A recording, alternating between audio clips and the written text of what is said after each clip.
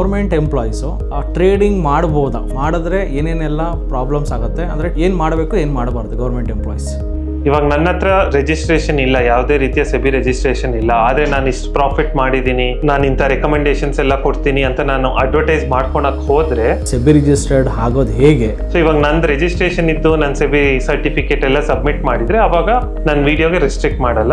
ಇಲ್ಲಾಂದ್ರೆ ಅವ್ರು ನನ್ನ ಲಾಸ್ ಆದ್ರೂ ಏನಾದ್ರು ಐ ಟಿ ರಿಟರ್ನ್ಸ್ ಕಟ್ಟಬೇಕಾ, ಐ ಟಿ ಫೈಲ್ ಮಾಡಲೇಬೇಕಾ?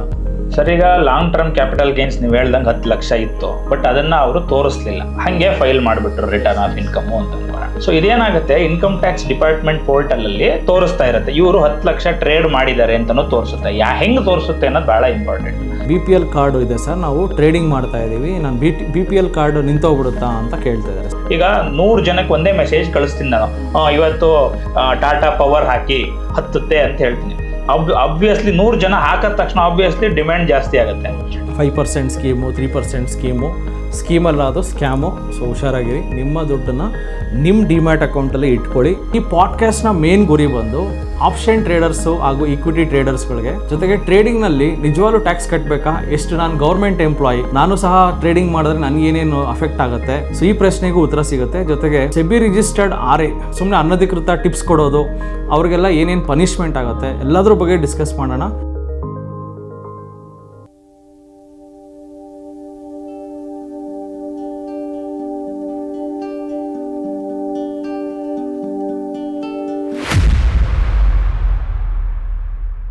ನಮಸ್ತೆ ಕರ್ನಾಟಕ, ನಾನು ನಿಮ್ಮ Manoj Kumar, SEBI registered research analyst. ನನ್ನ ಸೆಬಿ ನೋಂದಣಿ ಸಂಖ್ಯೆ INH 00002068. ಇಲ್ಲಿ ಬರುವ ಪ್ರತಿಯೊಂದು ವಿಡಿಯೋ ಸಹ ಪ್ರೆಸೆಂಟ್ ಡೇಟಾ ಮೇಲೆ ನಿಂತಿರುತ್ತೆ. ಈ ವಿಡಿಯೋ ಕೇವಲ ಎಜುಕೇಷನಲ್ ಪರ್ಪಸ್ ಆಗಿರುತ್ತೆ, ನಿಮ್ಮನ್ನು ಪ್ರಚೋದನೆಗೊಳಿಸುವ ಉದ್ದೇಶವಂತೂ ಆಗಿರುವುದಿಲ್ಲ. ನಮಸ್ತೆ ಕರ್ನಾಟಕ, ಇವತ್ತು ನಮ್ಮ ಜೊತೆ ಇದ್ದಾರೆ ಇಬ್ಬರು ಚಾರ್ಟೆಡ್ ಅಕೌಂಟೆಂಟ್ಸು, ಒಬ್ಬರು ಸುಧೀಂದ್ರ ಸರ್ ಹಾಗೂ ಕೌಸ್ತುಭ ಸರ್. ನಮಸ್ಕಾರ ಸರ್. ನಮಸ್ಕಾರ. ಸೊ ಇವತ್ತು ಈ ಪಾಡ್ಕಾಸ್ಟ್ನ ಮೇನ್ ಗುರಿ ಬಂದು ಆಪ್ಷನ್ ಟ್ರೇಡರ್ಸು ಹಾಗೂ ಈಕ್ವಿಟಿ ಟ್ರೇಡರ್ಸ್ಗಳಿಗೆ ಎಷ್ಟು ಟ್ಯಾಕ್ಸ್ ಕಟ್ಟಬೇಕು ಅನ್ನೋದು ಒಂದು ಗೊಂದಲ ಇತ್ತು. ಜೊತೆಗೆ ಟ್ರೇಡಿಂಗ್ನಲ್ಲಿ ನಿಜವಾಗ್ಲೂ ಟ್ಯಾಕ್ಸ್ ಕಟ್ಟಬೇಕಾ, ಎಷ್ಟು ನಾನು ಗೌರ್ಮೆಂಟ್ ಎಂಪ್ಲಾಯಿ, ನಾನು ಸಹ ಟ್ರೇಡಿಂಗ್ ಮಾಡಿದ್ರೆ ನನಗೇನೇನು ಅಫೆಕ್ಟ್ ಆಗುತ್ತೆ, ಸೊ ಈ ಪ್ರಶ್ನೆಗೂ ಉತ್ತರ ಸಿಗುತ್ತೆ. ಜೊತೆಗೆ ಸೆಬಿ ರಿಜಿಸ್ಟರ್ಡ್ RA ಸುಮ್ಮನೆ ಅನಧಿಕೃತ ಟಿಪ್ಸ್ ಕೊಡೋದು, ಅವ್ರಿಗೆಲ್ಲ ಏನೇನು ಪನಿಷ್ಮೆಂಟ್ ಆಗುತ್ತೆ, ಎಲ್ಲದ್ರ ಬಗ್ಗೆ ಡಿಸ್ಕಸ್ ಮಾಡೋಣ. ಎಸ್ಪೆಷಲಿ ಟ್ಯಾಕ್ಸ್ ಬಗ್ಗೆ ಡೀಟೇಲಾಗಿ ಡಿಸ್ಕಸ್ ಮಾಡೋಣ. ನಮ್ಮ ಸ್ಟೂಡೆಂಟ್ಸ್ಗಳಿಗೆ ತುಂಬ ಜನಕ್ಕೆ ಟ್ಯಾಕ್ಸ್ ಬಗ್ಗೆ ಗೊಂದಲ ಇದೆ. ಇವತ್ತಿಗೂ ಸಹ ನಾನು ಈಕ್ವಿಟಿ ಟ್ರೇಡಿಂಗ್ ಮಾಡ್ತೀನಿ, LTCG ಎಷ್ಟಿದೆ, ಶಾರ್ಟ್ ಟರ್ಮ್ ಕ್ಯಾಪಿಟಲ್ ಗೇನ್ಸ್ ಎಷ್ಟಿದೆ, ಅದ್ರ ಬಗ್ಗೆ ಸ್ವಲ್ಪ ಮಾಹಿತಿ. ಎಲ್ಲರಿಗೂ ನನ್ನ ನಮಸ್ಕಾರ. ಮನೋಜ್ ಅವ್ರಿಗೆ ನಮ್ಮ ಕೃತಜ್ಞತೆಗಳು. ಇವಾಗ ನಾವು ಟ್ಯಾಕ್ಸೇಷನ್ ಅಂತ ನೋಡಿದಾಗ ನಾವು ಸ್ಯಾಲರಿಡ್ ಕ್ಲಾಸ್ ಆಗಿರ್ಬೋದು, ಗೌರ್ಮೆಂಟ್ ಎಂಪ್ಲಾಯಿ ಆಗಿರ್ಬೋದು, ಇಲ್ಲ ಬಿಸ್ನೆಸ್ ಇನ್ಕಮ್ ಮಾಡ್ತಿರ್ಬೋದು, ಯಾವುದೇ ರೀತಿ ನಮ್ಮ ಆ್ಯಕ್ಟಿವಿಟಿ ಇದ್ರೂ ನಮ್ಗೆ ಟ್ಯಾಕ್ಸೇಷನ್ ಅನ್ನೋದು ಕಾಮನ್ ಆಗುತ್ತೆ. ಎಲ್ಲೂ ನಮ್ಮ ನೇಚರ್ ಆಫ್ ಬಿಸ್ನೆಸ್ ಪ್ರಕಾರ ಟ್ಯಾಕ್ಸೇಷನ್ ಎಸ್ಪೆಷಲಿ ಫಾರ್ ಕ್ಯಾಪಿಟಲ್ ಗೇನ್ಗೆ ಇಂಪ್ಯಾಕ್ಟ್ ಬರೋದಿಲ್ಲ. ನೆಕ್ಸ್ಟ್ ನಾವು ಈಕ್ವಿಟಿ ಶೇರ್ಸ್ ಅಂತ ನೋಡಿದಾಗ ಈಕ್ವಿಟಿ ಶೇರ್ಸಲ್ಲಿ ಶಾರ್ಟ್ ಟರ್ಮು ಲಾಂಗ್ ಟರ್ಮ್ ಅಂತ ಕ್ಲಾಸಿಫೈ ಮಾಡ್ತೀವಿ. ಶಾರ್ಟ್ ಟರ್ಮ್ ಅಂದರೆ ಏನು, ನಾವು ಇವತ್ತು ಪರ್ಚೇಸ್ ಮಾಡಿ ನೆಕ್ಸ್ಟ್ 1 year ಒಳಗಡೆ ನಾವು ಸೆಲ್ ಮಾಡಿದ್ರೆ ಅದು ಶಾರ್ಟ್ ಟರ್ಮ್ ಆಗುತ್ತೆ. ಸೊ ನಾವು ಹೋಲ್ಡಿಂಗ್ ಪೀರಿಯಡ್ ಅಂತ ಹೇಳ್ತೀವಿ. So holding period less than 12 months ಅಂತ ಆದರೆ ನಮಗೆ short term, holding period more than 12 months ಅಂತ ಆದರೆ ಲಾಂಗ್ ಟರ್ಮ್ ಅಂತ ಆಗುತ್ತೆ. ಸೊ ವ್ಯತ್ಯಾಸ ಏನು, ಶಾರ್ಟ್ ಟರ್ಮ್ ಅಂದರೆ ಆದಾಗ ನಮಗೆ ಟ್ಯಾಕ್ಸ್ ರೇಟ್ 20% ಬರುತ್ತೆ. ಇವಾಗ ನಾನು ಒಂದು ಪರ್ಟಿಕ್ಯುಲರ್ ಶೇರ್ ಒಂದು 1000 rupees ಪರ್ಚೇಸ್ ಮಾಡಿದೆ, 1200 ಸೆಲ್ ಮಾಡಿದ್ದೀನಿ, ನನಗೆ ಪ್ರಾಫಿಟ್ 200 ಬಂತು. ಆ ಪ್ರಾಫಿಟ್ 200 ಮೇಲೆ ನಾವು 20% ಟ್ಯಾಕ್ಸ್ ಪೇ ಮಾಡ್ತೀವಿ. ಸೊ 40 rupees ಟ್ಯಾಕ್ಸ್ ಪೇ ಮಾಡ್ತೀವಿ. ಸೊ ಕೆಲವ್ರು ಕೇಳ್ತಾರೆ, ಸರ್ ನಾವು STT ಪೇ ಮಾಡಿರ್ತೀವಿ, ಎಕ್ಸ್ಚೇಂಜ್ ಚಾರ್ಜಸ್ ಫೀಸ್ ಲೆವಿ ಆಗುತ್ತೆ, ಅದು ಪೇ ಮಾಡಿರ್ತೀವಿ, ನಂತರ ಟ್ಯಾಕ್ಸ್ ಕಟ್ಟಬೇಕಾ ಅಂತ. ಹೌದು, ನಮ್ಮ ಲಾಭದ ಮೇಲೆ ನಾವು ಟ್ಯಾಕ್ಸ್ ಕಟ್ಟಲೇಬೇಕಾಗತ್ತೆ. ಆ ಚಾರ್ಜಸ್ ಸಪ್ರೇಟು, ಟ್ಯಾಕ್ಸೇಷನ್ ಅಡಿಷ್ನಲ್ ಆಗಿ ಬರುತ್ತೆ. ನೆಕ್ಸ್ಟ್ ಲಾಂಗ್ ಟರ್ಮ್ ಅಂತ ನೋಡಿದಾಗ ಲಾಂಗ್ ಟರ್ಮ್ 12.5% ಬರುತ್ತೆ. ಸೊ ನನ್ನ gain amount up to 1.25 lakhs ವರ್ಗೂ ನನಗೆ ಎಕ್ಸೆಂಪ್ಟ್ ಆಗುತ್ತೆ. 1.25 lakhsಗಿಂತ ಮೇಲೆ ಅಂದರೆ, ಸೊ ಇವಾಗ ನಂದು 1.4 lakhs ಕ್ಯಾಪಿಟಲ್ ಗೇನ್ ಬಂತು ಅಂತ, ಸೊ ಅವಾಗ 15,000 ಮೇಲೆ 12.5% ನಾನು ಟ್ಯಾಕ್ಸ್ ಪೇ ಮಾಡಬೇಕಾಗತ್ತೆ. ಈಕ್ವಿಟಿ ಶೇರ್ಸ್ ಅಂತ ನೋಡಿದಾಗ ಈ ರೀತಿ ಬೈಫರ್ಕೇಶನ್ ಆಗುತ್ತೆ, ಶಾರ್ಟ್ ಟರ್ಮ್ ಲಾಂಗ್ ಟರ್ಮ್ ಅಂತ. ಸರ್ ಇಲ್ಲೊಂದು ಪ್ರಶ್ನೆ ಇದೆ. ಎಕ್ಸಾಂಪಲ್, ನಾನು ಸ್ಯಾಲರಿಡ್ ಎಂಪ್ಲಾಯ್, ನನಗೆ ಆಲ್ರೆಡಿ ಒಂದು 12 to 15 lakhs ಇನ್ಕಮ್ ಬರ್ತಾ ಇದೆ. ಸೊ ನಾನು ಸಹ ಈ ಟ್ಯಾಕ್ಸೇಬಲ್ ಅದು ವಾಟ್ ಎವರ್ 12.5% ಅಪ್ಲಿಕೇಬಲ್ಲ, ಇಲ್ಲ ನಾನು 30% ಟ್ಯಾಕ್ಸ್ ಲ್ಯಾಬ್ ಇದ್ದರೆ ನನಗೆ ಇಲ್ಲಿ ಸ್ಟಾಕ್ ಮಾರ್ಕೆಟಲ್ಲಿ ಒಂದು 2 ಲಕ್ಷ ಪ್ರಾಫಿಟ್ ಬಂದರೆ ನಾನು 30% ಟ್ಯಾಕ್ಸ್ ಬರುತ್ತಾ ಇಲ್ಲ 12.5 ಬರುತ್ತಾ? ಸ್ಟಾಕ್ ಮಾರ್ಕೆಟ್ ಬಗ್ಗೆ ಯಾವುದೇ ಪ್ರಶ್ನೆಗಳು ಅಥವಾ ಗೊಂದಲಗಳಿದೆಯೇ? 40 years ಎಕ್ಸ್ಪೀರಿಯನ್ಸ್ ಹೊಂದಿರುವ ನಟರಾಜ್ ಸರ್ ಹಾಗೂ SEBI registered research analyst Manoj Kumar ಅವರು ನಿಮ್ಮೊಂದಿಗೆ ಇದ್ದಾರೆ. ಸಂಪೂರ್ಣ ಉಚಿತ ಮಾರ್ಗದರ್ಶನ ಪಡೆಯಿರಿ. ನಮ್ಮ ಉದ್ದೇಶ ಜನರಿಗೆ ಸರಿಯಾದ ಶಿಕ್ಷಣ ನೀಡುವುದು ಮತ್ತು ಆರ್ಥಿಕ ಸ್ವಾತಂತ್ರ್ಯ ಸಾಧಿಸಲು ಸಹಾಯ ಮಾಡುವುದು. ನಿಮ್ಮ ಕಷ್ಟಗಳನ್ನು ದೂರ ಮಾಡಿಕೊಳ್ಳಲು ಈಗಲೇ ಕರೆ ಮಾಡಿ. ಸರ್, ಈಗ ನೀವು ಇಂಡಿವಿಜುವಲ್ ಸ್ಯಾಲರಿಡ್ ಎಂಪ್ಲಾಯಿ ಆಗಿ ವರ್ಕ್ ಮಾಡ್ತಾ ಇರ್ತೀರಾ. ಸೊ ಈ ಶಾರ್ಟ್ ಟರ್ಮ್ ಕ್ಯಾಪಿಟಲ್ ಗೇನ್ಸು ಅಥವಾ ಲಾಂಗ್ ಟರ್ಮ್ ಕ್ಯಾಪಿಟಲ್ ಗೇನ್ಸ್ ಏನೈತಿ ಅದಕ್ಕೆ ಸ್ಲ್ಯಾಬ್ ರೇಟ್ ಬರೋದಿಲ್ಲ, ಯಾವುದೇ ರೀತಿ ಸ್ಲ್ಯಾಬ್ ರೇಟ್ ಅಫೆಕ್ಟ್ ಆಗಲ್ಲ. So short term capital gains ಅಂದರೆ 12 ತಿಂಗಳ ಒಳಗೆ, ಇವರು ಹೆಂಗೆ ಹೇಳಿದ್ರು ಹಂಗೆ 12 ತಿಂಗಳ ಒಳಗೆ ನೀವು ಸೇಲ್ ಮಾಡಿದ್ದಲ್ಲಿ ಬರುತ್ತೆ, ಆಗ 20% ಫ್ಲ್ಯಾಟ್ ರೇಟ್ ಬರುತ್ತೆ. ನಂತರ ಲಾಂಗ್ ಟರ್ಮ್ ಕ್ಯಾಪಿಟಲ್ ಗೇನ್ಸ್ ಆಗಿದ್ರೆ 1,25,000 ತನಕ ಬರಲ್ಲ, 1,25,000 ನಂತರ 12.5% ಬರುತ್ತೆ. ನಿಮ್ಮ ಸ್ಯಾಲ್ರಿ ಇನ್ಕಮ್ 15 ಲಕ್ಷ ಆಗಿರ್ಬೋದು, 50 ಲಕ್ಷ ಆಗಿರ್ಬೋದು, ಆದ್ದರಿಂದ ಅದು ಇದಕ್ಕೆ ಇಂಪ್ಯಾಕ್ಟ್ ಆಗಲ್ಲ ಟ್ಯಾಕ್ಸ್ಗೆ. ನೆಕ್ಸ್ಟ್ ಸರ್, ಇವಾಗ ಗೌರ್ಮೆಂಟ್ ಎಂಪ್ಲಾಯೀಸು, ನಾನು ಗೌರ್ಮೆಂಟ್ ಎಂಪ್ಲಾಯೀ ಸರ್, ನಾನು central government, state government, trading ಮಾಡ್ಬೋದಾ? ಫಸ್ಟ್ ಪ್ರಶ್ನೆ, ಮಾಡ್ಬೋದಾ? ಮಾಡಿದ್ರೆ ಏನೇನೆಲ್ಲ ಪ್ರಾಬ್ಲಮ್ಸ್ ಆಗುತ್ತೆ ಅಂದರೆ trading or investing or mutual funds, ಮೂರು ಏನು ಮಾಡಬೇಕು ಏನು ಮಾಡಬಾರ್ದು ಗೌರ್ಮೆಂಟ್ ಎಂಪ್ಲಾಯೀಸ್? ಗೌರ್ಮೆಂಟ್ ಎಂಪ್ಲಾಯಿ ಆದ್ದರಿಂದ ನಾವು ಟ್ರೇಡಿಂಗ್ ಮಾಡಬಾರ್ದು ಅನ್ನೋ ರಿಸ್ಟ್ರಿಕ್ಷನ್ ಬರೋದಿಲ್ಲ. ಯಾಕೆಂದರೆ ನಾವು ಇಲ್ಲಿ ಟ್ರೇಡ್ ಮಾಡ್ತೀವಿ, ಇವರು ಟ್ರೇಡ್ ಅಥವಾ ಇನ್ವೆಸ್ಟ್ಮೆಂಟ್ ಯಾವುದೇ ಆಗಲಿ, ಇವಾಗ ಒಬ್ಬ ಎಂಪ್ಲಾಯಿ ಮಾಡ್ತಿದ್ದಾರೆ ಅಂದರೆ ಇವರೆಲ್ಲ ಇದು ಲಿಸ್ಟೆಡ್ ಸ್ಟಾಕ್ಸ್ ಮೇಲೆ ಮಾಡ್ತಿದ್ದಾರೆ. ಸೊ ಲಿಸ್ಟೆಡ್ ಎಂಟಿಟೀಸ್ ಮಾಡಿದಾಗ ಯಾವುದೇ ರೀತಿಯ ಸರ್ಕಾರದ ರಿಸ್ಟ್ರಿಕ್ಷನ್ ಬರಲ್ಲ. ಮೋಸ್ಟ್ಲಿ ಕೆಲವು ಪೊಸಿಷನ್ಸ್ ಇರುತ್ತೆ. ಇವಾಗ ಗೌರ್ಮೆಂಟ್ ಸೆಕ್ಟರ್ ಅಂಡರ್ಟೇಕಿಂಗ್ಸಲ್ಲಿ ಅಲ್ಲಿ CEO, CFO ಇಲ್ಲ ಡೈರೆಕ್ಟರ್ಸ್ ಆಗಿ ವರ್ಕ್ ಮಾಡ್ತಿದ್ದಾರೆ. ಸೊ ಅವ್ರಿಗೆ ಇನ್ನೇನಾದರೂ ಕಂಪ್ನಿ ಇನ್ಫಾರ್ಮೇಷನ್ ಗೊತ್ತಿದೆ, ಅದ್ರ ಪ್ರಕಾರ ಅವರು ಟ್ರೇಡ್ ಮಾಡ್ತೀವಿ ಅಂದರೆ ಅದು ತಪ್ಪು. ಇನ್ಸೈಡರ್ ಟ್ರೇಡಿಂಗ್ ಅಂತ ಹೇಳ್ತೀವಿ. ಸೊ ಕ್ಲಾಸಿಫೈಡ್ ಏನು ಪ್ರೈಸ್ ಸೆನ್ಸಿಟಿವ್ ಇನ್ಫಾರ್ಮೇಷನ್, PSI ಅಂತ. ಸೊ ಆ ಸೆನ್ಸಿಟಿವ್ ಇನ್ಫಾರ್ಮೇಷನ್ ಗೊತ್ತಿ ಅದ್ರ ಪ್ರಕಾರ ಇವ್ರು ಇನ್ನೇನಾದರೂ ಟ್ರೇಡ್ ತೊಗೊಂಡು ಅಲ್ಲಿ ಅಂಡ್ಯೂ ಅಡ್ವಾಂಟೇಜಿಂದ ಪ್ರಾಫಿಟ್ ಮಾಡಿಕೊಂಡ್ರೆ ಅದು ತಪ್ಪು. ಅಲ್ಲಿ ಸೆಬಿ ಪೆನಲ್ಟಿ ಎಲ್ಲ ಹಾಕ್ತಾರೆ.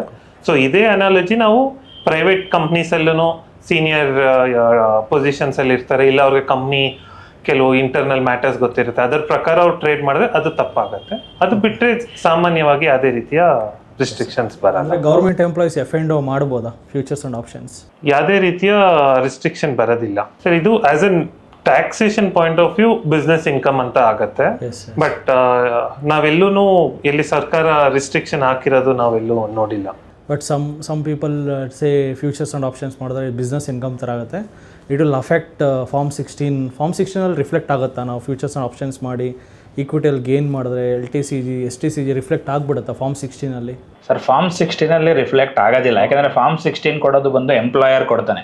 ಸೊ ಎಂಪ್ಲಾಯರ್ ಒಂದು ಸ್ಯಾಲ್ರಿ ಏನಿದೆಯೋ ಆ ಒಂದು ಡೀಟೇಲ್ಸ್ ಮಾತ್ರ ಕೊಡೋದ್ರಿಂದ ಇದು ಆ ಪರ್ಟಿಕ್ಯುಲರ್ Form 16 ರಿಫ್ಲೆಕ್ಟ್ ಆಗಲ್ಲ. ಆದರೆ ಇನ್ಕಮ್ ಟ್ಯಾಕ್ಸ್ ಡಿಪಾರ್ಟ್ಮೆಂಟ್ ವೆಬ್ಸೈಟ್ ಇರೋ Form 26AS ಅಂತ ಒಂದು ಫಾರಮ್ ಇದೆ. ಅದರಲ್ಲಿ ಇವಾಗ ಮುಂಚೆ ಕ್ಯಾಪಿಟಲ್ ಗೇನ್ ಎಲ್ಲ ಬಂದು ಆಟೋ ಪಾಪುಲೇಟ್ ಆಗ್ತಾ ಇತ್ತು, AIS ಅಂತ. ಸೊ ಈಗ ಈ ವರ್ಷದಿಂದ ಒಂದು ಆಪ್ಷನ್ ಫ್ಯೂಚರ್ನು ತರಬೇಕು ಅಂತ ಇದ್ದಾರೆ. ಅದು ಎಷ್ಟರ ಮಟ್ಟಿಗೆ ಯಶಸ್ವಿ ಆಗುತ್ತೆ ಅಂತ ನೋಡಬೇಕಾಗಿದೆ. ಸೊ ನಾವು ಅದಕ್ಕೆ ಕಾಯ್ತಾ ಇದ್ದೀವಿ. ಸೊ Form 26AS ಅಲ್ಲಿ ರಿಫ್ಲೆಕ್ಟ್ ಆಗಿರುತ್ತೆ. ಎಕ್ಸಾಂಪಲ್ ಸರ್, ಇವಾಗ ನಾನು ಈ ವರ್ಷ ಪ್ರಾಫಿಟ್ ಮಾಡಿದ್ದೀನಿ, LTCG ಬುಕ್ ಮಾಡಿದ್ದೀನಿ, ಪ್ರಾಫಿಟ್ ಬುಕ್ ಮಾಡಿದ್ದೀನಿ. 2 years ಆಗಿತ್ತು ನನ್ನ ಪೋರ್ಟ್ಫೋಲಿಯೋ ಸೆಲ್ ಮಾಡಿಕೊಂಡೆ, ಪ್ರಾಫಿಟ್ ಒಂದು 10 ಲಕ್ಷ ಬಂತು. ಸೊ ತುಂಬ ಜನ ಏನು ಮಾಡ್ತಾರೆ, LTCG ತಾನೇ ಲಾಂಗ್ ಟರ್ಮ್ ತಾನೇ ಬಂದಿರೋ ಪ್ರಾಫಿಟ್ಟು, ನೋಡೋಣ ಬಿಡು, ಕಟ್ಟೋಣ ಬಿಡು, ಪೋಸ್ಟ್ಪೋನ್ ಮಾಡಿಬಿಡ್ತಾರೆ. ಆವಾಗ ಯಾವ ರೀತಿ ಸರ್ಕಾರದಿಂದ ನಮಗೇನಾದ್ರು ಮೇಲ್ ಬರುತ್ತಾ, ಇಲ್ಲ ಒಂದು ಲೆಟರ್ ಬರುತ್ತಾ? ಸೊ ಏನಾದ್ರು ಕ್ಲಾಸಸ್ ಏನಿದೆ ಅಂತ? ಸರ್, ಈಗ ಲಾಂಗ್ ಟರ್ಮ್ ಕ್ಯಾಪಿಟಲ್ ಗೇನ್ಸ್ ನೀವು ಹೇಳ್ದಂಗೆ 10 ಲಕ್ಷ ಇತ್ತು, ಬಟ್ ಅದನ್ನು ಅವರು ತೋರಿಸ್ಲಿಲ್ಲ, ಹಾಗೆ ಫೈಲ್ ಮಾಡಿಬಿಟ್ರು ರಿಟರ್ನ್ ಆಫ್ ಇನ್ಕಮು ಅಂತ ಅಂದ್ಕೊಳ್ಳೋಣ. ಸೊ ಇದೇನಾಗುತ್ತೆ, ಇನ್ಕಮ್ ಟ್ಯಾಕ್ಸ್ ಡಿಪಾರ್ಟ್ಮೆಂಟ್ ಪೋರ್ಟಲಲ್ಲಿ ತೋರಿಸ್ತಾ ಇರುತ್ತೆ, ಇವರು 10 ಲಕ್ಷ ಟ್ರೇಡ್ ಮಾಡಿದ್ದಾರೆ ಅಂತಲೂ ತೋರಿಸುತ್ತೆ. ಹೆಂಗೆ ತೋರಿಸುತ್ತೆ ಅನ್ನೋದು ಭಾಳ ಇಂಪಾರ್ಟೆಂಟ್. ಇಲ್ಲಿ ಒಂದು ಏನು, ನಾವು ಯಾವುದು ಡಿಮ್ಯಾಟ್ ಯೂಸ್ ಮಾಡ್ತಾ ಇರ್ತೀವಿ, ಅವರು ಆ್ಯನ್ಯುವಲ್ ಇನ್ಫಾರ್ಮೇಷನ್ ರಿಟರ್ನ್ ಅಂತ ಮೇ ಒಳಗೆ ಫೈಲ್ ಮಾಡಬೇಕು. ಇಂಥ ಪರ್ಟಿಕ್ಯುಲರ್ ಟ್ರೇಡರು, ಇಂಥ ಹೆಸರು, ಇಂಥ ಡಿಮ್ಯಾಟ್ ಅಕೌಂಟು, ಇವನು ಇಷ್ಟು ಟ್ರಾನ್ಸಾಕ್ಷನ್ನು ನನ್ನ ಡಿಮ್ಯಾಟ್ನಲ್ಲಿ ಮಾಡಿದ್ದಾನೆ ಅಂತ ರಿಪೋರ್ಟ್ ಮಾಡ್ತಾರೆ. ಅವನು ಎಷ್ಟಕ್ಕೆ ಪರ್ಚೇಸ್ ಮಾಡಿದ್ದಾನೆ, ಎಷ್ಟಕ್ಕೆ ಸೇಲ್ ಮಾಡಿದ್ದಾನೆ ಅನ್ನೋ ಇನ್ಫಾರ್ಮೇಷನ್ನ ಇನ್ಕಮ್ ಟ್ಯಾಕ್ಸ್ ಪೋರ್ಟಲ್ ಅಪ್ಲೋಡ್ ಮಾಡಬೇಕು. ಇನ್ಕಮ್ ಟ್ಯಾಕ್ಸ್ ಪೋರ್ಟಲಲ್ಲಿ ಅಪ್ಲೋಡ್ ಆದ ತಕ್ಷಣ ಅದು ನಿಮಗೂ ವಿಸಿಬಲ್ ಇದೆ, ಇನ್ಕಮ್ ಟ್ಯಾಕ್ಸ್ ಡಿಪಾರ್ಟ್ಮೆಂಟ್ಗೂ ವಿಸಿಬಲ್ ಇರುತ್ತೆ. ಸೊ ಇನ್ಕಮ್ ಟ್ಯಾಕ್ಸ್ ಡಿಪಾರ್ಟ್ಮೆಂಟ್ ಅವ್ರು ಏನು ಮಾಡ್ತಾರೆ, ಇಮ್ಮಿಡಿಯೇಟ್ ಆಗಿ ನಿಮಗೆ ನೋಟಿಸ್ ಕೊಡಲ್ಲ. ಸೊ ಅದನ್ನ ಅವರು ಒಂದು ಕನ್ಸಿಡರೇಷನ್ ಅದು ನೋಡಿ ಅದು ಯಾಕೆಂದ್ರೆ ಈ ಎಲ್ಲ ಇನ್ಕಮ್ ಟ್ಯಾಕ್ಸ್ ಡಿಪಾರ್ಟ್ಮೆಂಟ್ ಇಂದ ಬರ್ತಾ ಇರೋ ನೋಟಿಸಸ್ ಆಗಿರೋದು ಯಾವುದು ಮ್ಯಾನ್ಯುಯಲ್ ನೋಟಿಸಸ್ ಅಲ್ಲ, ಅದಕ್ಕೊಂದು ಸಾಫ್ಟ್ವೇರ್ ಅಂತ ಬರ್ದಿರ್ತಾರೆ. ಸೊ ನೋಡಪ್ಪ ಇಷ್ಟು ಟ್ರಾನ್ಸಾಕ್ಷನ್ ಆಗಿದೆ, ಇವ್ನು ರಿಟರ್ನ್ ಫೈಲ್ ಮಾಡಿಲ್ಲ, ಯಾರು ಎತ್ತಾಕು ಅಂತ ಹೇಳುತ್ತೆ, ಸಾಫ್ಟ್ವೇರ್ ಎತ್ತಾಕಿ ಅವ್ರಿಗೆ ನೋಟಿಸ್ ಕಳಿಸ್ಕೊಡುತ್ತೆ. ಸೊ ಅದು 100% ನೋಟಿಸ್ ಬಂದೇ ಬರುತ್ತೆ. ಸೊ ಅದರಲ್ಲಿ ಯಾವುದೇ ರೀತಿ ಸಂಶಯ ಇಲ್ಲ. ಸೊ ಸ್ಟಾಕ್ ಮಾರ್ಕೆಟ್ ಟ್ರೇಡಿಂಗ್ನಲ್ಲಿ ಸೊ ನಾವೇನೇ ಪ್ರಾಫಿಟ್ ಮಾಡಿದ್ರು ಡೆಫಿನೆಟ್ಲಿ ಅದು ಸರ್ಕಾರಕ್ಕೆ ಡೆಫಿನೆಟ್ಲಿ ಗೊತ್ತಾಗುತ್ತೆ. ನಾವು IT ಫೈಲ್ ಮಾಡೋದು ತುಂಬ ಒಳ್ಳೆಯದು. ಇನ್ನೊಂದು ಎಕ್ಸಾಂಪಲ್ ಸರ್, ಯಾರೋ ಒಬ್ಬರು ಟ್ರೇಡಲ್ಲಿ ಲಾಸ್ ಮಾಡಿಕೊಂಡ್ರು, ಎಸ್ಪೆಷಲಿ ಫ್ಯೂಚರ್ಸ್ ಆ್ಯಂಡ್ ಆಪ್ಷನ್ಸಲ್ಲಿ ನೀವು ನೋಡಿದ್ದೀರಾ 90% ಫ್ಯೂಚರ್ಸ್ ಆ್ಯಂಡ್ ಆಪ್ಷನ್ಸ್ ಟ್ರೇಡ್ ಮಾಡೋರು ಅವ್ರಿಗೆ ಗೊತ್ತಿಲ್ವೋ F&Oದಲ್ಲಿ ಲಾಸ್ ಮಾಡಿಕೊಂಡು ಆ ಲಾಸ್ ಬಗ್ಗೆ ಏನು ಸರ್, ಅದನ್ನು ಕ್ಯಾರಿ ಫಾರ್ವರ್ಡ್ ಮಾಡ್ಬೋದಾ, ಇಲ್ಲ ಲಾಸ್ ಆದ್ರೂ ಏನಾದ್ರು IT ರಿಟರ್ನ್ಸ್ ಕಟ್ಟಬೇಕಾ, IT ಫೈಲ್ ಮಾಡಲೇಬೇಕಾ? ಸರ್ ಇಲ್ಲಿ F&O ಏನಂತ ಆಗುತ್ತೆ, ಸೊ F&O ಆಗಲೇ ನಾವು ಮಾತಾಡ್ದಂಗೆ ಅದು ಬಿಸ್ನೆಸ್ ಇನ್ಕಮ್ ಅಂತ ಆಗುತ್ತೆ. ಈಕ್ವಿಟಿ ಶೇರ್ಸ್, ಮ್ಯೂಚುವಲ್ ಫಂಡ್ಸ್, ಯಾವುದೇ ಟ್ರಾನ್ಸಾಕ್ಷನ್ಸ್ ಪ್ರಾಫಿಟ್ಸ್ ಬರಲಿ ಅದು ಕ್ಯಾಪಿಟಲ್ ಗೇನ್ ಆಗುತ್ತೆ. ಸೊ ಇಲ್ಲಿ ನಮಗೆ ಹೋಲ್ಡಿಂಗ್ ಪೀರಿಯಡ್ ಅನ್ನೋದು ಕಾನ್ಸೆಪ್ಟ್ ಇಲ್ಲ, ಯಾಕಂದ್ರೆ ಎಕ್ಸ್ಪೈರಿ ಪ್ರಕಾರ ಬರೋದ್ರಿಂದ. ಸೊ ಇದು ಬಿಸ್ನೆಸ್ ಇನ್ಕಮ್ ಅಂತ ಆಗುತ್ತೆ. ಸೊ ಪ್ರಾಫಿಟ್ ಬಂದ್ರೆ ಪ್ರಾಫಿಟ್, ಲಾಸ್ ಬಂದ್ರೆ ಲಾಸ್ ಆಗುತ್ತೆ. ಸೊ ನನಗೆ ಲಾಸ್ ಬಂದಿದೆ, ನಾನು ಫೈಲ್ ಮಾಡ್ಬೇಕಾ, ನಾನು ಫೈಲ್ ಮಾಡಲಿಲ್ಲ ಅಂತ ಕೆಲವ್ರು ಕೇಳ್ತಾರೆ. ಫೈಲ್ ಮಾಡಿದ್ರೆ ಅವ್ರಿಗೆ ಅನುಕೂಲನೇ ಜಾಸ್ತಿ. ಯಾವ ರೀತಿ, ನಾನು ಏಪ್ರಿಲ್ 25 ಇಂದ ಮಾರ್ಚ್ 26 ಅಲ್ಲಿ F&O ಟ್ರೇಡಿಂಗ್ ಮಾಡಿ ನಂದೊಂದು 3 lakhs ಲಾಸ್ ಇದೆ. ನಾನು ರಿಟರ್ನ್ ಇವತ್ತು ಜುಲೈ 31st ಡ್ಯೂ ಡೇಟ್ ಇದೆ. ನಾನು 31st ಜುಲೈ ಡ್ಯೂ ಡೇಟ್ ಒಳಗಡೆ ನಾನು ಇಷ್ಟು ಲಾಸ್ ಇದೆ, F&O ಲಾಸ್ 3 lakhs ಇದೆ ಅಂತ ಹೇಳಿ ನಾನು ಫೈಲ್ ಮಾಡಿದ್ರೆ ನಾವು ಲಾಸ್ನ ಕ್ಯಾರಿ ಫಾರ್ವರ್ಡ್ ಮಾಡ್ಬೋದು. ಸೊ ಇದು ನಾವು ಎಷ್ಟು ವರ್ಷ ಕ್ಯಾರಿ ಫಾರ್ವರ್ಡ್ ಮಾಡ್ಬೋದು ಅಂದ್ರೆ 8 years ಕ್ಯಾರಿ ಫಾರ್ವರ್ಡ್ ಮಾಡ್ಬೋದು.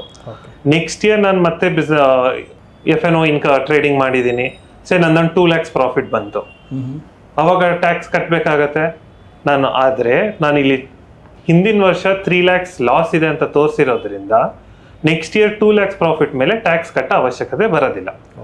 ಸೊ ನಾವು ಅದನ್ನ ಲಾಸ್ ಕ್ಯಾರಿ ಫಾರ್ವರ್ಡ್ ಮತ್ತೆ ಲಾಸ್ ಸೆಟ್ ಆಫ್ ಅಂತ ಹೇಳ್ತೀವಿ. ಸರ್ ಇಲ್ಲಿ ಇನ್ನೊಂದು ಪ್ರಶ್ನೆ ಇದೆ. ನಾನು LTCGಯಲ್ಲಿ ನಂದು ಈ ವರ್ಷ 4 lakhs ಪ್ರಾಫಿಟ್ ಇದೆ ನಾನು ಲಾಂಗ್ ಟರ್ಮಲ್ಲಿ. ಬಟ್ ಲಾಸ್ಟ್ ಇಯರ್ ನಾನು 4 lakhs F&Oದಲ್ಲಿ ಲಾಸ್ ಮಾಡ್ಕೊಂಡಿದ್ದೆ. ಈ LTCGನ ಶಾರ್ಟ್ ಅದು F&O ಲಾಸ್ನ ಸೆಟ್ ಆಫ್ ಮಾಡ್ಬೋದಾ? ಸರ್ LTCG ಲಾಸು F&Oಗೆ ಸೆಟ್ ಆಫ್ ಮಾಡ್ಬೋದು only if it is a same year. ಇವಾಗ ಈ ವರ್ಷದಲ್ಲೇ LTCG ಗೈನ್ ಆಗಿ ಈ ವರ್ಷದಲ್ಲೇ F&O ಲಾಸ್ ಆಗಿದ್ರೆ ಸೆಟ್ ಆಫ್ ಆಗುತ್ತೆ. ಆದರೆ LTCG ಗೈನು ಈ ವರ್ಷದಲ್ಲಾಗಿ F&O ಲಾಸ್ ಹಿಂದಿನ ವರ್ಷದ್ದಾದರೆ ಸೆಟ್ ಆಫ್ ಆಗೋದಿಲ್ಲ. ಸೊ F&O ಲಾಸು ಈ ವರ್ಷದಲ್ಲಿ ಬಂದಿದೆ ಅಂದರೆ ಈ ವರ್ಷದಲ್ಲಿ ಬೇರೆ ಬಿಸ್ನೆಸ್ ಇನ್ಕಮ್ ಇದ್ದರೆ ನನಗೆ ಅದಕ್ಕೆ ಸೆಟ್ ಆಫ್ ಆಗುತ್ತೆ, ಬೇರೆ ಹೌಸ್ ಪ್ರಾಪರ್ಟಿ ಇನ್ಕಮ್ ಇದ್ದರೆ ಸೆಟ್ ಆಫ್ ಆಗುತ್ತೆ, ಇಂಟ್ರೆಸ್ಟ್ ಇನ್ಕಮ್ ಇದ್ದರೆ ಸೆಟ್ ಆಫ್ ಆಗುತ್ತೆ. ಆದರೆ ಸ್ಯಾಲ್ರಿ ಇನ್ಕಮ್ ಜೊತೆ ಸೆಟ್ ಆಫ್ ಆಗಲ್ಲ.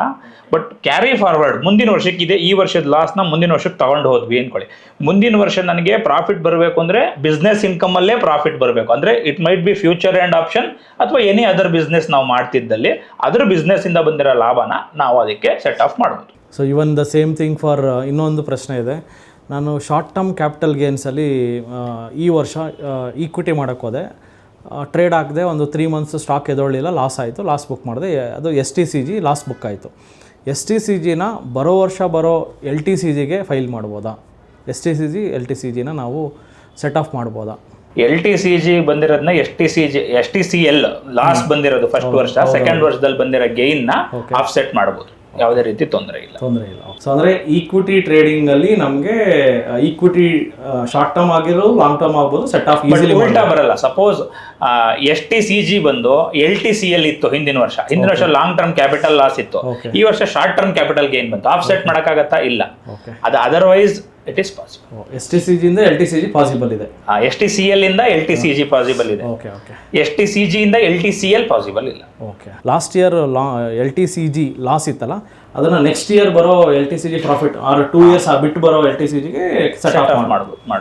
ಸೊ ಅಂದರೆ ನಾವು ಲಾಸ್ ಬುಕ್ ಮಾಡೋದು ಒಳ್ಳೆಯದು. ನೀವು ಹೇಳೋದು ಲಾಸ್ ಬುಕ್ ಮಾಡಿ ಲಾಸ್ನ ಫೈಲ್ ಮಾಡೋದು, IT ಫೈಲ್ ಮಾಡೋದು ತುಂಬ ಅವಶ್ಯಕತೆ ಇದೆ. ಇಲ್ಲಾಂದರೆ ನಾವು ಮುಂದಿನ ಬರೋ ಪ್ರಾಫಿಟ್ಗೆ ಮತ್ತೆ ಟ್ಯಾಕ್ಸ್ ಕಟ್ಟಬೇಕು. ಹೌದು. ಸೊ ಇದು ಒಂದು ವೆರಿ ಇಂಪಾರ್ಟೆಂಟ್ ಪಾಯಿಂಟು. ತುಂಬ ಜನ ನಾನೇ ನೋಡಿದ್ದೀನಿ, ನಮ್ಮ ಸ್ಟೂಡೆಂಟ್ಸ್ಗಳು ಬೇರೆ ಕಡೆ ಎಲ್ಲ ನೋಡಿದ್ದೀನಿ, 50 ಲಕ್ಷ ಲಾಸ್ ಆಯಿತು ಸರ್ ಅಂತಾರೆ, 10 ಲಕ್ಷ ಲಾಸ್ ಆಯಿತು, which is a common word. 5 lakh loss ಆಯಿತು, 3 ಲಕ್ಷ ಲಾಸ್ ಆಯಿತು, ಅದನ್ನು ಫೈಲೇ ಮಾಡಲ್ಲ. ಆ್ಯಂಡ್ ಡೆಫಿನೆಟ್ಲಿ ಲಾಸ್ ಆದವ್ರಿಗೆ ಒಂದು ಹಠ ಇದ್ದೇ ಇರುತ್ತೆ, ಕಲಿತು ಮತ್ತೆ ನಾನು ಪ್ರಾಫಿಟಬಲ್ ಟ್ರೇಡರ್ ಆಗ್ತೀನಿ ಅಂತ ಓಪ್ ಇರೋರು so 1 or the other day. So ಅದನ್ನು ಎಷ್ಟು ವರ್ಷ ಕ್ಯಾರಿ ಮಾಡ್ಬೋದು sir? LTCGR, STCGR, options, capital gain, futures and options ಆಗಿರೋ ಲಾಸ್ನ ಎಷ್ಟು ವರ್ಷ ಕ್ಯಾರಿ ಮಾಡ್ಬೋದು? ಶಾರ್ಟ್ ಟರ್ಮ್ ಅಂತ ಬಂದರೆ 4 years ಕ್ಯಾರಿ ಫಾರ್ವರ್ಡ್ ಮಾಡ್ಬೋದು. Okay. Long term 8 years carry forward ಮಾಡ್ಬೋದು. ನಂತರ FNO ಲಾಸ್ ಇದ್ದರೆ ಅದು 8 years ಕ್ಯಾರಿ ಫಾರ್ವರ್ಡ್ ಮಾಡ್ಬೋದು. So definitely option, futures, long term ಎಲ್ಲ ಕಲಿಯೋದಕ್ಕೆ ಐ ಡೋಂಟ್ ಥಿಂಕ್ 8 years ಬೇಕಾಗುತ್ತೆ ಅಂತ. ಸೊ ನೀವು ಯಾರು ಲಾಸ್ ಮಾಡ್ಕೊಂಡಿದ್ರೆ ಡೋಂಟ್ ವರಿ. ಸೊ ಲಾಸ್ನ ಬುಕ್ ಮಾಡಿ, ಲಾಸ್ನ ಫೈಲ್ ಮಾಡಿ. 1 ಕೋಟಿ ಲಾಸ್ ಆಗಿದರೆ ಫೈಲ್ ಮಾಡಿ. ಗೊತ್ತಿಲ್ಲ, ಬೇರೆ ಸೋರ್ಸ್ ಆಫ್ ಇನ್ಕಮ್ ಬರ್ಬೋದು, ಬೇರೆ ಬಿಸ್ನೆಸ್ ಮಾಡ್ಬೋದು. ಸೊ ಮೇ ಬಿ 3 years ಆದಮೇಲೆ ನೀವೊಂದು ಬಿಸ್ನೆಸ್ ಮ್ಯಾನ್ ಆಗ್ಬೋದು, ಇಲ್ಲ ಟ್ರೇಡರ್ ಆಗಿ ಸಕ್ಸಸ್ಫುಲ್ ಆಗ್ಬೋದು. ಆ ಒಂದು ಲಾಸ್ನ ಇವಾಗ ಬರೋ ಪ್ರಾಫಿಟಲ್ಲಿ ಸೆಟ್ ಆಫ್ ಮಾಡ್ಬೋದು. ಸೊ ಅದರಿಂದ ತುಂಬ ಜನ ಸ್ಟಾಕ್ ಮಾರ್ಕೆಟು, ಈ IT ಫೈಲಿಂಗು, ಅಂದರೆ ಸ್ಟಾಕ್ ಮಾರ್ಕೆಟಲ್ಲಿರೋರಿಗೆ IT ಫೈಲಿಂಗ್ ಮಾಡೋಕ್ಕೆ ಒಂಥರ ಏನೋ ಎಸಿಟೇಷನ್, ಎಲ್ಲೋ IT ಫೈಲ್ ಮಾಡಿದ್ರೆ ಏನಾಗ್ಬಿಡುತ್ತೋ, ಪ್ರಾಬ್ಲಮ್ ಆಗ್ಬಿಡುತ್ತೋ ಅಂತ. ಬಟ್ ಆ್ಯಕ್ಚುಲಿ ನೀವು ಟ್ರಾನ್ಸ್ಪರೆಂಟಾಗಿ ಇರೋಷ್ಟು ಒಳ್ಳೆಯದು. ಸೊ ಲಾಸ್ ಆಗಿದ್ರೆ ಲಾಸ್ ಫೈಲ್ ಮಾಡಿ, ಏನೂ ತೊಂದರೆ ಇಲ್ಲ. ಅದರಿಂದ ಬೆನಿಫಿಟೇ ಜಾಸ್ತಿ ಇದೆ ಅಂತ ನಮ್ಮ ಸರ್ ಹೇಳ್ತಾ ಇದ್ದಾರೆ. ಸರ್, ಇವಾಗ ತುಂಬ ಜನ ಮಾರ್ಕೆಟಲ್ಲಿ ಅವರು ಎಕ್ಸ್ಪರ್ಟ್ ಆಗಿದ್ದೀನಿ ಅಂತ ಅವ್ರಿಗೆ ಒಂದು ಫೀಲ್ ಇರುತ್ತೆ. ಬೇರೆಯವ್ರಿಗೆ ಕಾಲ್ಸ್ ಕೊಡೋಣ, ಟಿಪ್ಸ್ ಕೊಡೋಣ, ರಿಸರ್ಚ್ ಕಾಲ್ಸ್ ಕೊಡೋಣ, ಬೇರೆಯವ್ರಿಗೂ ದುಡ್ಡು ಮಾಡಿಕೊಡೋಣ, ಅದರಿಂದ ಕಮಿಷನ್ ತೊಗೋಬೋದಲ್ಲ ಅಂತ ಆಸೆ ತುಂಬ ಜನಕ್ಕಿದೆ. ಆ್ಯಂಡ್ ತುಂಬ ಜನ ಮಾಡ್ತಾ ಇದ್ದಾರೆ. ಸೊ ಅದಕ್ಕೆ ನಿಮ್ಮ ಸಲಹೆ ಹಾಗೂ ಏನೇನು ಕ್ಲಾಸಸ್ ಇದೆ, ಇವ್ರಿಗೆಲ್ಲ ಪ್ರಾಬ್ಲಮ್ಸ್ ಏನೇನಾಗುತ್ತೆ ಅಂತ ಹೇಳಿ ಸರ್. ಸರ್, ಸ್ಟಾಕ್ ಟಿಪ್ಸ್ ಅನ್ನೋದು ಇಲ್ಲ ರೆಕಮೆಂಡೇಶನ್ಸ್, ಇವಾಗ ನಾನು ಕಲ್ತಿದ್ದೀನಿ, ನಾನು ಓನ್ ಅಕೌಂಟಲ್ಲಿ ಟ್ರೇಡ್ ಮಾಡ್ತೀನಿ ಅಂದರೆ ಅಲ್ಲಿ ಯಾವುದೇ ರೀತಿಯ ರಿಸ್ಟ್ರಿಕ್ಷನ್ಸ್ ಬರೋದಿಲ್ಲ. ಆದರೆ ಇವಾಗ ನಾನು ನಿಮ್ಮ ಹತ್ರ ಬಂದು ನಾನು ನಿಮಗೆ ರೆಕಮೆಂಡೇಶನ್ ಕೊಡ್ತೀನಿ, ನೀವು ಇನ್ವೆಸ್ಟ್ ಮಾಡಿ, ನೀವು ನನಗೆ ರೆಕಮೆಂಡೇಶನ್ಸ್ಗೆ ಇಷ್ಟು ಅಮೌಂಟ್ ಕೊಡಿ ಅಂತ. ಫಸ್ಟ್ ಆಫ್ ಆಲ್ ರೆಕಮೆಂಡೇಶನ್ ಕೊಡ್ತೀವಿ ಅಂತ ಹೇಳೋದು ತಪ್ಪು. ನಂತರ ಅದ್ರ ಪ್ರಕಾರ ನಾನು ಫೀಸ್ ಕಲೆಕ್ಟ್ ಮಾಡ್ಕೋತೀನಿ ಅನ್ನೋದು ಇನ್ನೂ ದೊಡ್ಡ ತಪ್ಪಾಗತ್ತೆ. ಆದರೆ ನಾನು ಇದು ಮಾಡಬೇಕು, ಇದನ್ನು ಒಂದು ವೃತ್ತಿ ಥರ, ಒಂದು ಪ್ರೊಫೆಷನ್ ಥರ ಮಾಡಬೇಕು ಅಂತ ಅಂದ್ಕೊಂಡಿದ್ದೀನಿ, ಯಾವುದೇ ರೀತಿಯ ರೂಲ್ಸ್ ಇದ್ರೂ ನಾನು ಫಾಲೋ ಮಾಡ್ತೀನಿ ಅಂದರೆ ಹೇಗೆ ಅಂದರೆ, ಸೊ ಇಲ್ಲಿ ನಾವು ಸೆಬಿ ಅಂತ ಹೇಳ್ತೀವಿ, security exchange board of India. So SEBI framework ಅಂತ. ಸೊ ಅಲ್ಲಿ ರಿಸರ್ಚ್ ಅನಲಿಸ್ಟ್ ಅಂತ ಹೇಳ್ತೀವಿ. ಸೊ ರಿಸರ್ಚ್ ಅನಲಿಸ್ಟ್ ಏನು ಮಾಡ್ತಾರೆ, ಇವಾಗ ಯಾವುದಾದ್ರು ಒಂದು ಪರ್ಟಿಕ್ಯುಲರ್ ಸ್ಕ್ರಿಪ್ಟು, ಇಲ್ಲ ಸ್ಟಾಕು, ಇಲ್ಲ FNO ಯಾವುದಾನ ಒಂದು ಸ್ಕ್ರಿಪ್ಟ್ ಇರಲಿ. ಸೊ ಅವರು ಇಂಥ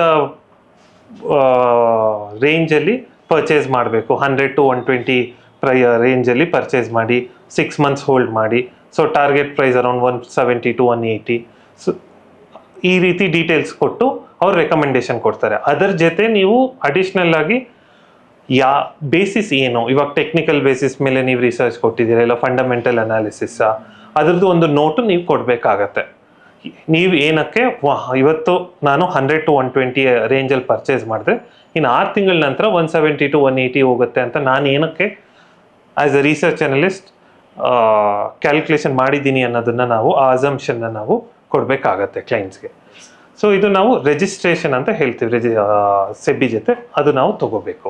Every successful journey begins with a dream.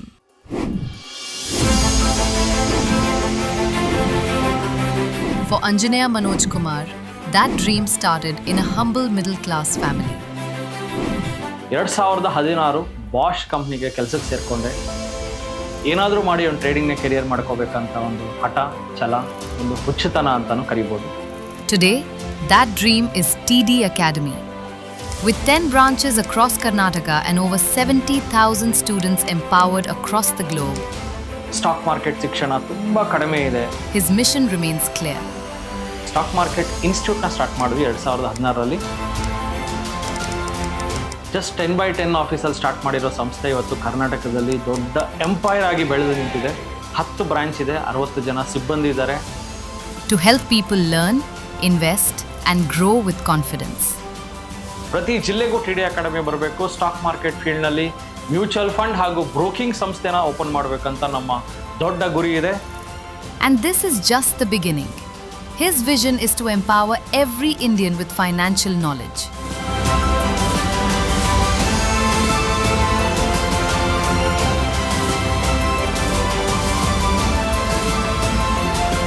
ಕರ್ನಾಟಕದಲ್ಲಿ ಸ್ಟಾಕ್ ಮಾರ್ಕೆಟ್ ಅನ್ನೋ ಕ್ಷೇತ್ರದಲ್ಲಿ ಒಂದು ಸೂಪರ್ ಸ್ಟಾರ್ ಆಗಿ ಬೆಳೆದಿರೋದೇ ನಮ್ಮ TD ಅಕಾಡೆಮಿ. ಇದನ್ನು ನಾವು ಹೇಳೋದು ಬೇಕಾಗಿಲ್ಲ, ನಮ್ಮ ವಿದ್ಯಾರ್ಥಿಗಳೇ ಹೇಳ್ತಾರೆ. Anjaneya Manoj Kumar. Transform India to digital investing. ನಮಸ್ತೆ ಕರ್ನಾಟಕ. TD Academy. ಸರ್, ಇವಾಗ ನಾನು ಸಹ ಒಬ್ಬ ಸೆಬಿ ರಿಜಿಸ್ಟರ್ಡ್ RA ಕೂತಿದ್ದೀನಿ.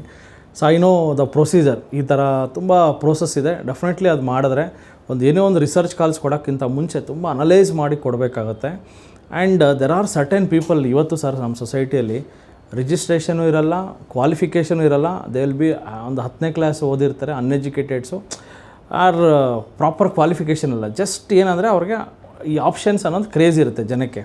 ಅದನ್ನು ಕ್ಯಾಪಿಟಲೈಸ್ ಮಾಡ್ಕೋಬೇಕು ಅವರು. ಆಪ್ಷನ್ ಕಾಲ್ಸೇ ಕೊಡ್ತಾರೆ, ನಾನು ನೋಡಿದ್ದೀನಿ ಟೆಲಿಗ್ರಾಮಲ್ಲಿ, ಹಾಗೂ ಕಾಲ್ ಮಾಡಿನೂ ಆಪ್ಷನ್ಸ್ ಟ್ರೇಡ್ಸ್ ಕೊಡ್ತಾರೆ. ಅನ್ರಿಜಿಸ್ಟರ್ಡ್ ಟಿಪ್ಸ್ ಕೊಡೋರಿಗೆ ಏನು ಪನಿಷ್ಮೆಂಟ್ ಆಗ್ಬೋದು? ಕಾಲ್ ಟಿಪ್ಸ್ ಅಂತ ಇವಾಗ ಅನ್ರಿಜಿಸ್ಟರ್ಡ್ದು ರೆಕಮೆಂಡೇಶನ್ಸ್ ಎಲ್ಲ ಕೊಡ್ತಿದ್ದಾರೆ ಅಂದರೆ, ಒಂದು ಫಸ್ಟು ನಾವು 2 ಪಾರ್ಟ್ ಆಗಿ ನೋಡೋಣ. ಒಂದು ಸೆಬಿ ಮೆಜರ್ಸ್ ಏನು ತೊಗೊತಿದೆ ಅಂತ. ಸೊ ಇವತ್ತು ಯಾರಾದರೂ ನಿಮಗೆ ರೆಕಮೆಂಡೇಶನ್ಸ್ ಕೊಡ್ತೀವಿ ಅಂತ ಬಂದು ಹೇಳಿ, ಅವರ ಪರ್ಫಾರ್ಮೆನ್ಸ್ ಎಲ್ಲ ಹೇಳಿ ಅದರ ಪ್ರಕಾರ ಫೀಸ್ ಕಲೆಕ್ಟ್ ಮಾಡ್ತೀವಿ ಅಂದರೆ, ಸೆಬಿ ಫಸ್ಟ್ ಮೆಜರ್ ಏನು ತಂದಿದ್ದಾರೆ ಇವತ್ತು ಅಂದರೆ, ನಾವು ಯಾರಿಗಾದ್ರೂ ಒಬ್ಬರು ಇನ್ವೆಸ್ಟ್ಮೆಂಟ್ ಅಡ್ವೈಸರ್ ಇಲ್ಲ ರಿಸರ್ಚ್ ಅನಲಿಸ್ಟ್ ಇಲ್ಲ ಸ್ಟಾಕ್ ಬ್ರೋಕರ್ಗೆ ನಾವು ಪೇ ಮಾಡ್ತಿದ್ದೀವಿ ಅಂದರೆ, ನಾವು UPIಯಲ್ಲಿ ಇವತ್ತು ಟ್ರಾನ್ಸಾಕ್ಷನ್ ಮಾಡ್ತಿರೋದು, ಅಲ್ಲಿ ವ್ಯಾಲಿಡ್ UPI ಅಂತ ಹೊಸ ಕಾನ್ಸೆಪ್ಟ್ ತಂದಿದ್ದಾರೆ. ಸೊ ನೀವು ನಿಮ್ಗೆ ಯಾವುದಾದ್ರೂ UPI ಅಪ್ಲಿಕೇಶನ್ಸಲ್ಲಿ ನೀವು ಪೇಮೆಂಟ್ ಮಾಡ್ತಿದ್ದೀರಾ, ಅವ್ರ UPI ID ಬಂದಿದೆ ಅಂದರೆ ಅಲ್ಲಿ ನೀವು ವೆರಿಫೈ ಮಾಡ್ಬೋದು. ಇವರು ವ್ಯಾಲಿಡ್ ಇವಾಗ ನಮ್ಮ ಜನರಲ್ ಆಗಿ ಮೊಬೈಲ್ ನಂಬರ್ @OKSBI @OKAccess ಅಂತ ಬರುತ್ತಲ್ಲ, ಅಲ್ಲಿ ವ್ಯಾಲಿಡ್ ಅನ್ನೋದು ವರ್ಡ್ ಮೆನ್ಷನ್ ಆಗುತ್ತೆ. ಸೊ ಆ ವ್ಯಾಲಿಡ್ ಅಂತ ಇದ್ದರೆ ಅವರು ರಿಜಿಸ್ಟರ್ಡ್ ರಿಸರ್ಚ್ ಅನಲಿಸ್ಟ್ ಇಲ್ಲ ಇನ್ವೆಸ್ಟ್ಮೆಂಟ್ ಅಡ್ವೈಸರ್ ಇಲ್ಲ ಬ್ರೋಕರ್ ಅನ್ನೋದಕ್ಕೆ ಕನ್ಫರ್ಮೇಷನ್ ನಮಗೆ ಆಗುತ್ತೆ. ಸೊ ಒಂದು ಇದು ಆ್ಯಸ್ ಅ ಯೂಸರ್ಸ್ಗೆ ಇವಾಗ ಒಂದು ಅವೇರ್ನೆಸ್ ಆಗಲಿ ಅಂತ ಹೇಳಿ ತಿಳಿಸ್ತಿದ್ದೀನಿ. ನೆಕ್ಸ್ಟು ಇವಾಗ ನಾನು ಅನ್ರಿಜಿಸ್ಟರ್ಡ್ ಆಗಿ ಈಗ ಸುಮಾರು ಜನ ನೀವು ಹೇಳ್ದಂಗೆ ಟೆಲಿಗ್ರಾಮಲ್ಲೆಲ್ಲ ಕೊಡ್ತಿದ್ದಾರೆ. ಸೆಬಿ ಅಂತೂ ಈ ವಿಚಾರನ ತುಂಬ ಸೀರಿಯಸ್ ಆಗಿ ತಗೊತಾರೆ. ಎಲ್ಲಿ ಯಾವುದೇ ರೀತಿಯ ಏನಂತೀವಿ ನಾವು ತುಂಬ ಹಾರ್ಶ್ ಡಿಸಿಷನ್ಸೇ ಕೊಡ್ತಾರೆ. ಏನಕ್ಕೆ ಅಂದರೆ ಇನ್ವೆಸ್ಟರ್ಸ್ ಸೆಂಟಿಮೆಂಟ್ಸ್. ಸೆಬಿ ಆಬ್ಜೆಕ್ಟಿವ್ ಬಂದು protection of the investors. So ಇನ್ವೆಸ್ಟರ್ಸ್ನ ಕಾಪಾಡಬೇಕು ಅಂತ. ಸೊ ಇಲ್ಲಿ ಯಾವ ರೀತಿಯ ಪನಿಷ್ಮೆಂಟ್ ಬರುತ್ತೆ? ಒಂದು ಜನರಲಿ ಇಲ್ಲಿವರೆಗೂ ನಾವು ನೋಡಿರೋ ಕೇಸಸ್ಸಲ್ಲೆಲ್ಲ ಸಾಮಾನ್ಯವಾಗಿ ಸೆಬಿ ಹೇಳೋದು, ಇಲ್ಲಿವರೆಗೂ ನೀವೇನೇನು ಫೀಸ್ ಕಲೆಕ್ಟ್ ಮಾಡಿದ್ದೀರಾ ಅವ್ರ ಬ್ಯಾಂಕ್ ಸ್ಟೇಟ್ಮೆಂಟ್ಸ್ ಕಲೆಕ್ಟ್ ಮಾಡಿ ಎಲ್ಲ ವೆರಿಫೈ ಮಾಡ್ತಾರೆ. ನಿಮ್ಮ ಪೇಮೆಂಟ್ ಗೇಟ್ವೇಸ್ ಇದೆ ಅಲ್ಲಿಂದ ರಿಪೋರ್ಟ್ಸ್ ತೊಗೊಂಡು, ಸೊ ಏನೇನು ಅಮೌಂಟ್ ಕಲೆಕ್ಟ್ ಮಾಡಿದ್ದೀರಾ ಎಲ್ಲ ಅಮೌಂಟು ನಿಮ್ಮ ಕಸ್ಟಮರ್ಸ್ಗೆ ರೀಫಂಡ್ ಮಾಡಬೇಕು ಅಂತ ತಿಳಿಸ್ತಾರೆ. ನೀವು ಹೇಳ್ಬೋದು ನಾವು ಬಿಸ್ನೆಸ್ ಎಕ್ಸ್ಪೆಂಡಿಚರ್ ಆಗಿದೆ, ರೆಂಟ್ ಪೇ ಮಾಡಿದ್ದೀವಿ, ಎಂಪ್ಲಾಯೀಸಿಗೆ ಸ್ಯಾಲ್ರಿ ಪೇ ಮಾಡಿದ್ದೀವಿ, ಅಷ್ಟು ನನ್ನ ಹತ್ರ ದುಡ್ಡಿಲ್ಲ ಅಂತ. ಆದರೆ ಸೆಬಿ ಕೇಳೋದಿಲ್ಲ. ಯಾಕೆಂದರೆ ಸೆಬಿ ಹೇಳೋದು you are not eligible to collect the fees. ನಿಮಗೆ ಅರ್ಹತೆ ಇರಲಿಲ್ಲ fees at the first stage ನೀವು ಕಲೆಕ್ಟ್ ಮಾಡೋದಕ್ಕೆ. ಸೊ ಅಲ್ಲೇ ತಪ್ಪಾಗಿರೋದ್ರಿಂದ ನೀವು ಫೀಸ್ ಪೂರ್ತಿ ರೀಫಂಡ್ ಮಾಡಬೇಕು ಅಂತ ಹೇಳ್ತಾರೆ. ಇಲ್ಲಿ ಯಾವುದೇ ರೀತಿಯ ಕನ್ಸೆಷನ್ಸ್ ಆಗಲಿ ಎಲ್ಲೂ ನಾವು ನೋಡಿಲ್ಲ. ಸೊ ಹಾಗಾಗಿ ಯಾರಾದರೂ ಅನ್ರಿಜಿಸ್ಟರ್ಡ್ ಟಿಪ್ಸ್ ಅವೆಲ್ಲ ಮಾಡ್ತಿದ್ದೀರಾ ಅಂದರೆ ದಯವಿಟ್ಟು ನಿಮ್ಗೆ ಪೆನಲ್ಟೀಸ್ ಅವೆಲ್ಲ ತುಂಬ ಹಾರ್ಶ್ ಇರುತ್ತೆ. ನಂತರ ರಿಸ್ಟ್ರಿಕ್ಷನ್ಸ್ ಬರುತ್ತೆ, ನೀವು ನಿಮ್ಮ ಫ್ಯಾಮಿಲಿ ಮೆಂಬರ್ಸ್ ಯಾರು ಟ್ರೇಡ್ ಮಾಡಬಾರ್ದು ಅಂತ ಎಲ್ಲ. ಸೊ ಆದ್ದರಿಂದ ಎಚ್ಚರವಾಗಿರಿ, ರಿಜಿಸ್ಟ್ರೇಷನ್ ತೊಗೊಳ್ಳಿ, ಕಂಪ್ಲೈಂಟ್ ಆಗಿ ಇರಿ. ಕೆಟ್ಟ ಹೆಸರು ಪಡ್ಕೊಂಡಿರೋಂಥ ಸ್ಕ್ಯಾಮ್ಸ್ಗಳು ಇದ್ದಾವೆ. Example Avadhut Sathe and Ashmita Patel and Baap of chart ಇವರಿಗೆಲ್ಲ ತುಂಬ ಫೈನ್ ಹಾಕಿದ್ರು. ಸೊ ಅಲ್ಲಿ ನಡೆದಿರುವಂಥ ಸರ್ಟೆನ್ ಡಿವಿಯೇಷನ್ಸ್ ಏನೇನಿತ್ತು ಸರ್ ಈ ಕೇಸ್ಗಳಲ್ಲಿ? ಸರ್ ಇಲ್ಲಿ ಮತ್ತೆ ಸುಮಾರು ಡಿವಿಯೇಷನ್ಸ್ ಅಂದರೆ ಅಲ್ಲಿ ಕೆಲವು ಇವೆಲ್ಲ ಅಗೇನ್ ಸೆಬಿ ಆರ್ಡರಲ್ಲಿ ಇರೋದು, ಯಾವುದೇ ರೀತಿಯ ಅಸಂಪ್ಷನ್ಸ್ ಇಲ್ಲ. ಬಟ್ ಎಲ್ಲ ಸೆಬಿ ಆರ್ಡರಲ್ಲಿ ನಾವು ಹೋಗಿ ಚೆಕ್ ಮಾಡಿದ್ರೆ ಸಿಗತ್ತೆ. ಒಂದು ಪ್ರಾಫಿಟ್ ಶೇರಿಂಗ್ ಮಾಡ್ತಿದ್ರು ಅಂತ, ಮತ್ತೆ ಲೈವ್ ಟ್ರೇಡಿಂಗ್ ಮಾಡ್ತಿದ್ರು ಅಂತ. ಲೈವ್ ಟ್ರೇಡಿಂಗ್ ಎಲ್ಲ ರಿಸ್ಟ್ರಿಕ್ಷನ್ ಇದೆ. ಅದ ನಂತರ ಒಂದು ಕೇಸಲ್ಲಿ ಅವರು ತೋರಿಸ್ತಿದ್ದು ನಂದು ಪ್ರಾಫಿಟ್ಸ್ ಪರ್ಸನಲ್ ಪೋರ್ಟ್ಫೋಲಿಯೋ ಪ್ರಾಫಿಟ್ಸಲ್ಲಿ ಒಂದು ಅಮೌಂಟ್ ಇದೆ ಅಂತ. ಆದರೆ ಅಷ್ಟು ಆ್ಯಕ್ಚುಲ್ ಅವರು ಟ್ರೇಡಿಂಗೇ ಮಾಡಿರಲಿಲ್ಲ, ಅವ್ರು ಆ್ಯಕ್ಚುಲ್ ಅಷ್ಟು ಪ್ರಾಫಿಟೇ ಇರಲಿಲ್ಲ. ಸೊ ಈ ರೀತಿಯಂತೆಲ್ಲ ಡಿವಿಯೇಷನ್ಸ್ ಸುಮಾರಾಗಿದ್ವು. ನಂತರ ಡಿಮ್ಯಾಟ್ ಅಕೌಂಟ್ ಹ್ಯಾಂಡ್ಲಿಂಗ್ ಮಾಡೋದು ಇವೆಲ್ಲ ತುಂಬ ತಪ್ಪು. ಇವೆಲ್ಲ ತುಂಬ ಸೀರಿಯಸ್ ಅಫೆನ್ಸಸ್ ಆಗಿ ಕನ್ಸಿಡರ್ ಆಗುತ್ತೆ. ಸೊ ನೀವೇ ಯಾವುದಾದ್ರೂ ಅಡ್ವೈಸರ್ ಜೊತೆ ನಿಮ್ಮ ಅಕೌಂಟ್ಸ್ ಆಕ್ಸೆಸ್ ಕೊಟ್ಟು ಮಾಡ್ತಿದ್ದೀರಾ ಅಂದರೆ ಅವೆಲ್ಲ ತಪ್ಪಾಗತ್ತೆ. ಆಮೇಲೆ ನಿಮ್ಗೂ ನಾಳೆ ತೊಂದರೆ ಆಗುತ್ತೆ. ದಯವಿಟ್ಟು ರಿಜಿಸ್ಟರ್ಡ್ ಇಂಟರ್ಮೀಡಿಯರೀಸ್ ಜೊತೆನೇ ವ್ಯವಹಾರ ಮಾಡಿ. ಪ್ರಾಫಿಟ್ ಆ್ಯಂಡ್ ಲಾಸ್ ಸ್ಟೇಟ್ಮೆಂಟ್ನ ನಮ್ಮ ಸೋಷಿಯಲ್ ಮೀಡಿಯಾದಲ್ಲಿ ತೋರಿಸೋದು ಸರಿನಾ ತಪ್ಪಾ? ಎಕ್ಸಾಂಪಲ್ ಯಾರೋ ಒಬ್ಬರು ಒಂದು 10 ಲಕ್ಷ ಪ್ರಾಫಿಟ್ ಮಾಡೋರು F&Oದಲ್ಲಿ, ಎಸ್ಪೆಷಲಿ F&O, ಈಕ್ವಿಟಿ ಅಲ್ಲ F&O. ಆ್ಯಂಡ್ F&O ಪ್ರಾಫಿಟ್ಟು ನಿಮ್ಗೆ ಗೊತ್ತಿದೆ ತುಂಬ ಕಣ್ಣು ಬೀಳುತ್ತೆ. 10 ಲಕ್ಷ ಹಾಕಿದೆ 10 ಲಕ್ಷ ಒಂದು ತಿಂಗಳಿಗೆ ಮಾಡಿದೆ ಅಂತಲೂ ಹೇಳ್ತಾರೆ.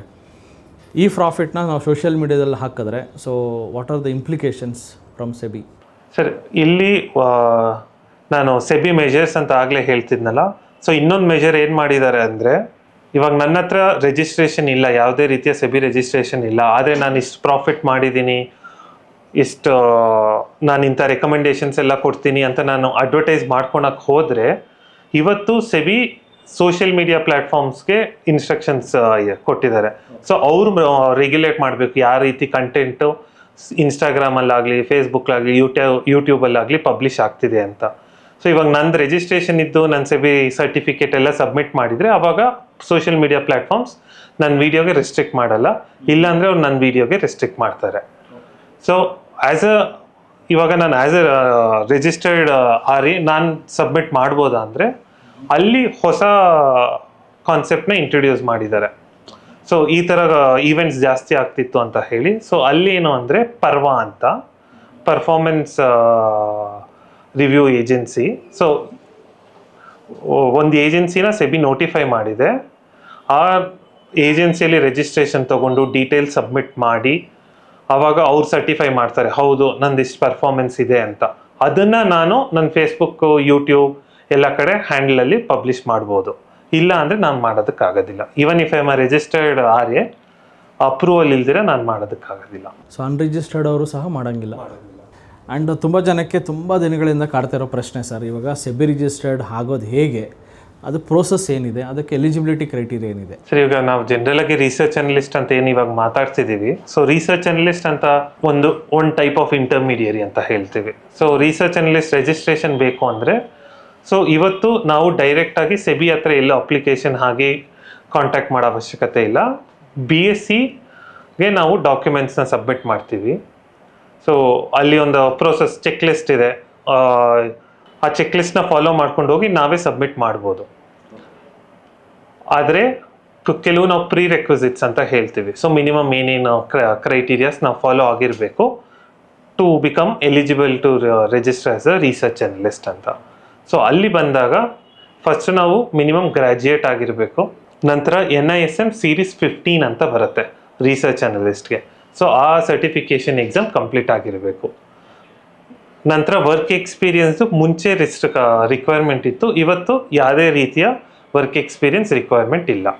ಸೊ ಡಿಗ್ರಿ ಗ್ರ್ಯಾಜುಯೇಷನ್ ಆಗಿ ನಾವು ಸ್ಟಾಕ್ ಮಾರ್ಕೆಟ್ಸ್ ಕಲ್ತಿದ್ದೀವಿ, ರೆಕಮೆಂಡೇಶನ್ಸ್ ಕೊಡ್ಬೋದು ಅನ್ನೋ ನಮಗೆ ಕಾನ್ಫಿಡೆನ್ಸ್ ಇದೆ ಅಂದರೆ ನಾವು ಆ ರೀತಿ ನೆಕ್ಸ್ಟು ಅಪ್ಲಿಕೇಶನ್ BSc ಜೊತೆ ಇನಿಷಿಯೇಟ್ ಮಾಡ್ಬೋದು. ನೆಕ್ಸ್ಟ್ BSc ಸೆಬಿಗೆ ಸಬ್ಮಿಟ್ ಮಾಡುತ್ತೆ. ಅದೊಂದು complete process around 3 to 4 months ಆಗುತ್ತೆ ಇವತ್ತಿನ ಟೈಮ್. ಅಂದರೆ ಯಾರಿಗೆ ಬೇಕಾದ್ರೂ ಸಿಗುತ್ತಾ, ಎಲ್ಲ ಸಿಕ್ಕಿದ್ರೇನೂ ಅದ್ರ ಯೂಸಸ್ ಏನಿದೆ ಆ್ಯಂಡ್ ಇದರಿಂದ ಕಂಪ್ಲೈನ್ಸಸ್ ಏನಿದೆ? ಅಂದರೆ ಇವಾಗ ಎಕ್ಸಾಂಪಲ್ ಸ್ವಲ್ಪ ಜನ ಏನು ಅನ್ಕೋತಾರೆ, ಸೆಬಿ RA ಲೈಸೆನ್ಸ್ ಸಿಕ್ತು, ಇನ್ನು ಫುಲ್ ನಂದೇ ಪ್ರಪಂಚನೇ ನಂದು, ನಾನು ಯಾರಿಗೆ ಹೆಂಗೆ ಬೇಕಾದ್ರೂ ಕಲಿಸ್ಕೊಡ್ಬೋದು, ಏನು ಬೇಕಾದ್ರೂ ಮಾಡ್ಬೋದು, ಎಷ್ಟು ದುಡ್ಡಿದ್ರು ಬೇಕಾದ್ರೂ ಈಸ್ಕೋಬೋದು. But what is a real fact? ಅಂದರೆ ಹೊರಗಡೆ ಕಾಣಿಸೋದೇನು, ರಿಯಲ್ ಫ್ಯಾಕ್ಟ್ ಏನು? Because uses of taking RA licence ತುಂಬ ಜನ ಅನ್ಕೋತಾರೆ RA ಲೈಸೆನ್ಸ್ ಸಿಕ್ಕರೆ ಇನ್ನು ಪ್ರಪಂಚನ ಗೆದ್ದಂಗೆ ಅನ್ಕೋತಾರೆ. But what is a benefit, real benefit? Sir, registration ಒಂದು ಫಸ್ಟ್ ಸ್ಟೆಪ್ ಮಾತ್ರ ಆಗತ್ತೆ, ಬಟ್ ಅಲ್ಲಿ ಹೋದಾದ್ಮೇಲೆ ಒಂದು ಫ್ರೇಮ್ ವರ್ಕ್ಗೆ ಫಾಲೋ ಮಾಡಬೇಕು. ಸೊ ಒಂದು ಎಕ್ಸಾಂಪಲ್, ಇವಾಗ ಒಂದು ಬ್ಯಾಂಕ್ ಜೊತೆ ನಾವು ವ್ಯವಹಾರ ಮಾಡಬೇಕು ಅಂದರೆ, ಈಗ bank first customer application form ಕೊಡ್ತಾರೆ, ನೋ ಯುವರ್ ಕಸ್ಟಮರ್ ಅನ್ನೋ ಫಾರ್ಮ್ ಕೊಡ್ತಾರೆ. ನಂತರ ಯಾವ ಥರ ಅಕೌಂಟ್ ಬೇಕು ಅನ್ನೋದು ಕೇಳ್ತಾರೆ, ಯಾವ ಫೆಸಿಲಿಟೀಸ್ ಬೇಕು ಅಂತ.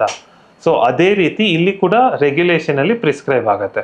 ಸೊ ಒಂದು ಕಸ್ಟಮರ್ನ ಆನ್ಬೋರ್ಡ್ ಮಾಡಬೇಕು ಅಂದರೆ MITC ಅನ್ನೋದಕ್ಕೆ ಕನ್ಸೆಂಟ್ ತೊಗೋಬೇಕು, most important terms and conditions. ನಂತರ KYC ಪ್ರೋಸೆಸ್ ನೋಟಿಫೈ ಮಾಡಿದ್ದಾರೆ. ನಂತರ ಕೆಲವು ಡಿಸ್ಕ್ಲೋಜರ್ಸ್ ಕೊಡಬೇಕಾಗತ್ತೆ. ಸೊ ಅವೆಲ್ಲ ಫಾಲೋ ಮಾಡಬೇಕು. ನಂತರ ರೆಕಮೆಂಡೇಶನ್ಸ್ ಕೊಡಬೇಕು ಅಂದಾಗ ರೆಕಮೆಂಡೇಶನ್ಸ್ ಬೇಸಿಸ್ ಏನು, ಅದೊಂದು ರೆಕಾರ್ಡ್ಸ್ನ ನಾವು ಒಂದು ಕಡೆ ಸೇಫ್ ಗಾರ್ಡ್ ಮಾಡಬೇಕು. ನಂತರ ಯಾರ್ಯಾರು ಕ್ಲೈಂಟ್ಸ್ ಬಂದಿದ್ದಾರೆ, ಯಾವತ್ತು ಕ್ಲೈಂಟ್ ಆಗಿದ್ದಾರೆ, ಎಷ್ಟೆಷ್ಟು ಯಾವ ಕ್ಲೈಂಟ್ಸ್ ಹತ್ರ ಫೀಸ್ ಕಲೆಕ್ಟ್ ಮಾಡಿದ್ದೀವಿ, ಆ ಥರ ಎಲ್ಲ ನಾವು ಪೂರ್ತಿ ರೆಕಾರ್ಡ್ಸ್ ಮೇಂಟೈನ್ ಮಾಡಬೇಕಾಗತ್ತೆ. ನಂತರ ಫೀಸ್ ಕಲೆಕ್ಷನ್ಗೂ ಇಲ್ಲಿ ರಿಸ್ಟ್ರಿಕ್ಷನ್ ಇದೆ.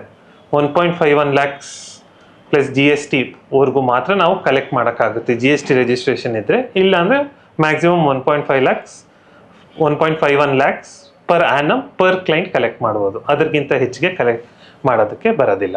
ಸೊ ಇಲ್ಲಿ ಪರ್ಸೆಂಟೇಜ್ ಚಾರ್ಜ್ ಮಾಡ್ತಾರೆ. ಸ್ವಲ್ಪ ಜನ ನಾನು ನೋಡಿದ್ದೀನಿ, ಅಕೌಂಟ್ ಹ್ಯಾಂಡ್ಲಿಂಗ್ ಅಂತ ಹೇಳ್ಬಿಟ್ಟು ಪ್ರಾಫಿಟಲ್ಲಿ 30% ಕೊಡಿ 20% ಕೊಡಿ ಅಂತಾರೆ. ಸೊ ಅವ್ರ ಕತೆ ಹೇಗೆ ಸರ್ ಇವಾಗ RA ಲೈಸೆನ್ಸ್ ತೊಗೊಂಡ್ರೆ? ಅದು ತಪ್ಪಾಗತ್ತೆ. ಎಲ್ಲೇ ಯಾವುದೇ ಸೆಬಿ ನೋಟಿಸ್ಗೆ ಬಂದರೆ ಅಲ್ಲೆಲ್ಲ ಆ್ಯಕ್ಷನ್ಸ್ ತೊಗೊಂಡಿದ್ದಾರೆ. ಅದ ನಂತರ ನಮಗೆಲ್ಲಾದರೂ ಈ ಥರ ಇನ್ಸ್ಟೆನ್ಸಸ್ ಗೊತ್ತಾಗಿದೆ, ಇವರೆಲ್ಲ ಪ್ರಾಫಿಟ್ ಶೇರಿಂಗ್ ಮಾಡ್ತಿದ್ದಾರೆ, ಅನ್ರಿಜಿಸ್ಟರ್ಡ್ ಅವ್ರ ಸರ್ವಿಸ್ ಕೊಡ್ತಿದ್ದಾರೆ ಅಂದರೆ ನಾವು ಕಂಪ್ಲೇಂಟ್ ಕೂಡ ಮಾಡ್ಬೋದು. ಸೊ ಯಾರ್ಯಾರು ಪ್ರಾಫಿಟ್ ಶೇರಿಂಗ್ ಬಿಸ್ನೆಸ್ ಮಾಡ್ತಾಯಿದ್ರು ತುಂಬ ಅನ್ಸೇಫ್ ಅದು. ಸೊ ಯಾರೂ ಸಹ ಇಷ್ಟು ಪರ್ಸೆಂಟೇಜ್ ಕೊಡಿ ಅಷ್ಟು ಪರ್ಸೆಂಟೇಜ್ ಕೊಡಿ ಪ್ರಾಫಿಟಲ್ಲಿ ಅಂತ ಹೇಳಂಗೇ ಇಲ್ಲ. ಆ್ಯಂಡ್ ಇನ್ನೊಂದು ಬಿಗ್ಗೆಸ್ಟ್ ಸ್ಕ್ಯಾಮ್ ನಡೀತಾ ಇರೋದೇನೆಂದರೆ IPO ಸ್ಕ್ಯಾಮ್ ಅಂತ ಕರೀತಾರೆ. ಸೊ ಎಕ್ಸಾಂಪಲ್, ನಿಮಗೆ ಯಾರೋ ಒಬ್ಬರು ಫೋನ್ ಮಾಡ್ತಾರೆ, ನಿಮಗೆ IPO ಸ್ಟಾಕ್ಸ್ಗಳನ್ನು ಅನ್ಲಿಸ್ಟೆಡ್ ಸ್ಟಾಕ್ಸ್ನ ನಾವು ತುಂಬ ಕಡಿಮೆ ರೇಟಿಗೆ ಡಿಸ್ಕೌಂಟ್ ರೇಟಲ್ಲಿ ಕೊಡಿಸ್ತೀವಿ ಅಂತ ಹೇಳ್ತಾರೆ. ನಾವು 10 ಲಕ್ಷ ಹಾಕ್ತೀವಿ, ವಿತಿನ್ 3-4 ಡೇಸಲ್ಲಿ 10 ಲಕ್ಷ 40 ಲಕ್ಷ ಆಗಿಬಿಡುತ್ತೆ. ಅದು ಹೆಂಗಂತ ನನಗೂ ಗೊತ್ತಿಲ್ಲ. ವಿಡ್ರಾ ಮಾಡೋಕ್ಕೆ ಹೋದವಾಗ ಟ್ಯಾಕ್ಸ್ 4 ಲ್ಯಾಕ್ಸ್ ಕಟ್ಬಿಡಿ, ಟ್ಯಾಕ್ಸ್ ಕಟ್ಬಿಟ್ರೆ ನಿಮ್ಗೆ 14 ಎಲ್ಲ ಸೇರಿ ನಿಮ್ಗೆ 45-50 ಲಕ್ಷ ಬರುತ್ತೆ ಅಂತಾರೆ. ಆಮೇಲೆ 4 ಲಕ್ಷ ಹಾಕಿದಾಗ ಗೊತ್ತಾಗುತ್ತೆ ನೀವು ಹಾಕಿರೋ ಪ್ಲ್ಯಾಟ್ಫಾರ್ಮು ಫೇಕು. ಆ್ಯಂಡ್ 10 ಲಕ್ಷನೂ ಹೋಯಿತು, 4 ಲಕ್ಷನೂ ಹೋಯಿತು. ಈ ಥರ ಕಂಪ್ಲೇಂಟ್ಸು ಸೈಬರ್ ಕ್ರೈಮಲ್ಲಿ ಇವತ್ತು ಲೆಕ್ಕ ಇಲ್ದಂಗೆ ಇದ್ದಾವೆ. ಸೊ ಈ ಥರ ಒಂದು ಯಾವ್ಯಾವ ಥರ ಸ್ಕ್ಯಾಮ್ಗಳು ನಡೀತಾ ಇದೆ ಸರ್ ನಮ್ಮ ಫೀಲ್ಡಲ್ಲಿ, ಈ ಸ್ಟಾಕ್ ಮಾರ್ಕೆಟ್ ಫೀಲ್ಡಲ್ಲಿ? ಸೊ ಇವತ್ತು ನೀವಾಗಲೇ ಹೇಳ್ದಂಗೆ ಏನು ಫಿನಾನ್ಷಿಯಲ್ ಮಾರ್ಕೆಟ್ಸಲ್ಲಿ ಫ್ರಾಡ್ಸ್ ಅನ್ನೋದು ಸ್ವಲ್ಪ ಜಾಸ್ತಿ ಆಗಿದೆ. ಅದೇ ಉದ್ದೇಶದಿಂದ ನಾನು ಆಗಲೇ ಹೇಳಿದ್ದು ಆ ವ್ಯಾಲಿಡ್ UPI ಅಂತ. ಸೊ ನಿಮ್ಗೆ ಯಾರೇ ಇಂಥ ರೀಚ್ ಔಟ್ ಆದರೂ ನಿಮಗೆ ಸರಿ ಇನ್ವೆಸ್ಟ್ ಮಾಡಬೇಕು ಮಾಡೋಣ ಅಂತ ಅನಿಸಿದ್ರೆ ದಯವಿಟ್ಟು ಅವರ UPI ಹ್ಯಾಂಡಲ್ಸು ಅದು ವ್ಯಾಲಿಡ್ UPI ಅಲ್ಲ ಅಂತ ನಿಮ್ಮ UPI ಅಪ್ಲಿಕೇಶನ್ಸಲ್ಲೇ ನೀವು UPI ID ಮೆನ್ಷನ್ ಮಾಡಿದ್ರೆ ಆ ಸ್ಟೇಟಸ್ನ ನೀವು ಚೆಕ್ ಮಾಡ್ಬೋದು. ಸೊ ಅದರಿಂದ ಅವರು ರಿಜಿಸ್ಟರ್ಡ್ ಇಂಟರ್ಮೀಡಿಯರಿನ ಇಲ್ಲ ಅನ್ರಿಜಿಸ್ಟರ್ಡ್ ಅನ್ನೋದು ಗೊತ್ತಾಗುತ್ತೆ.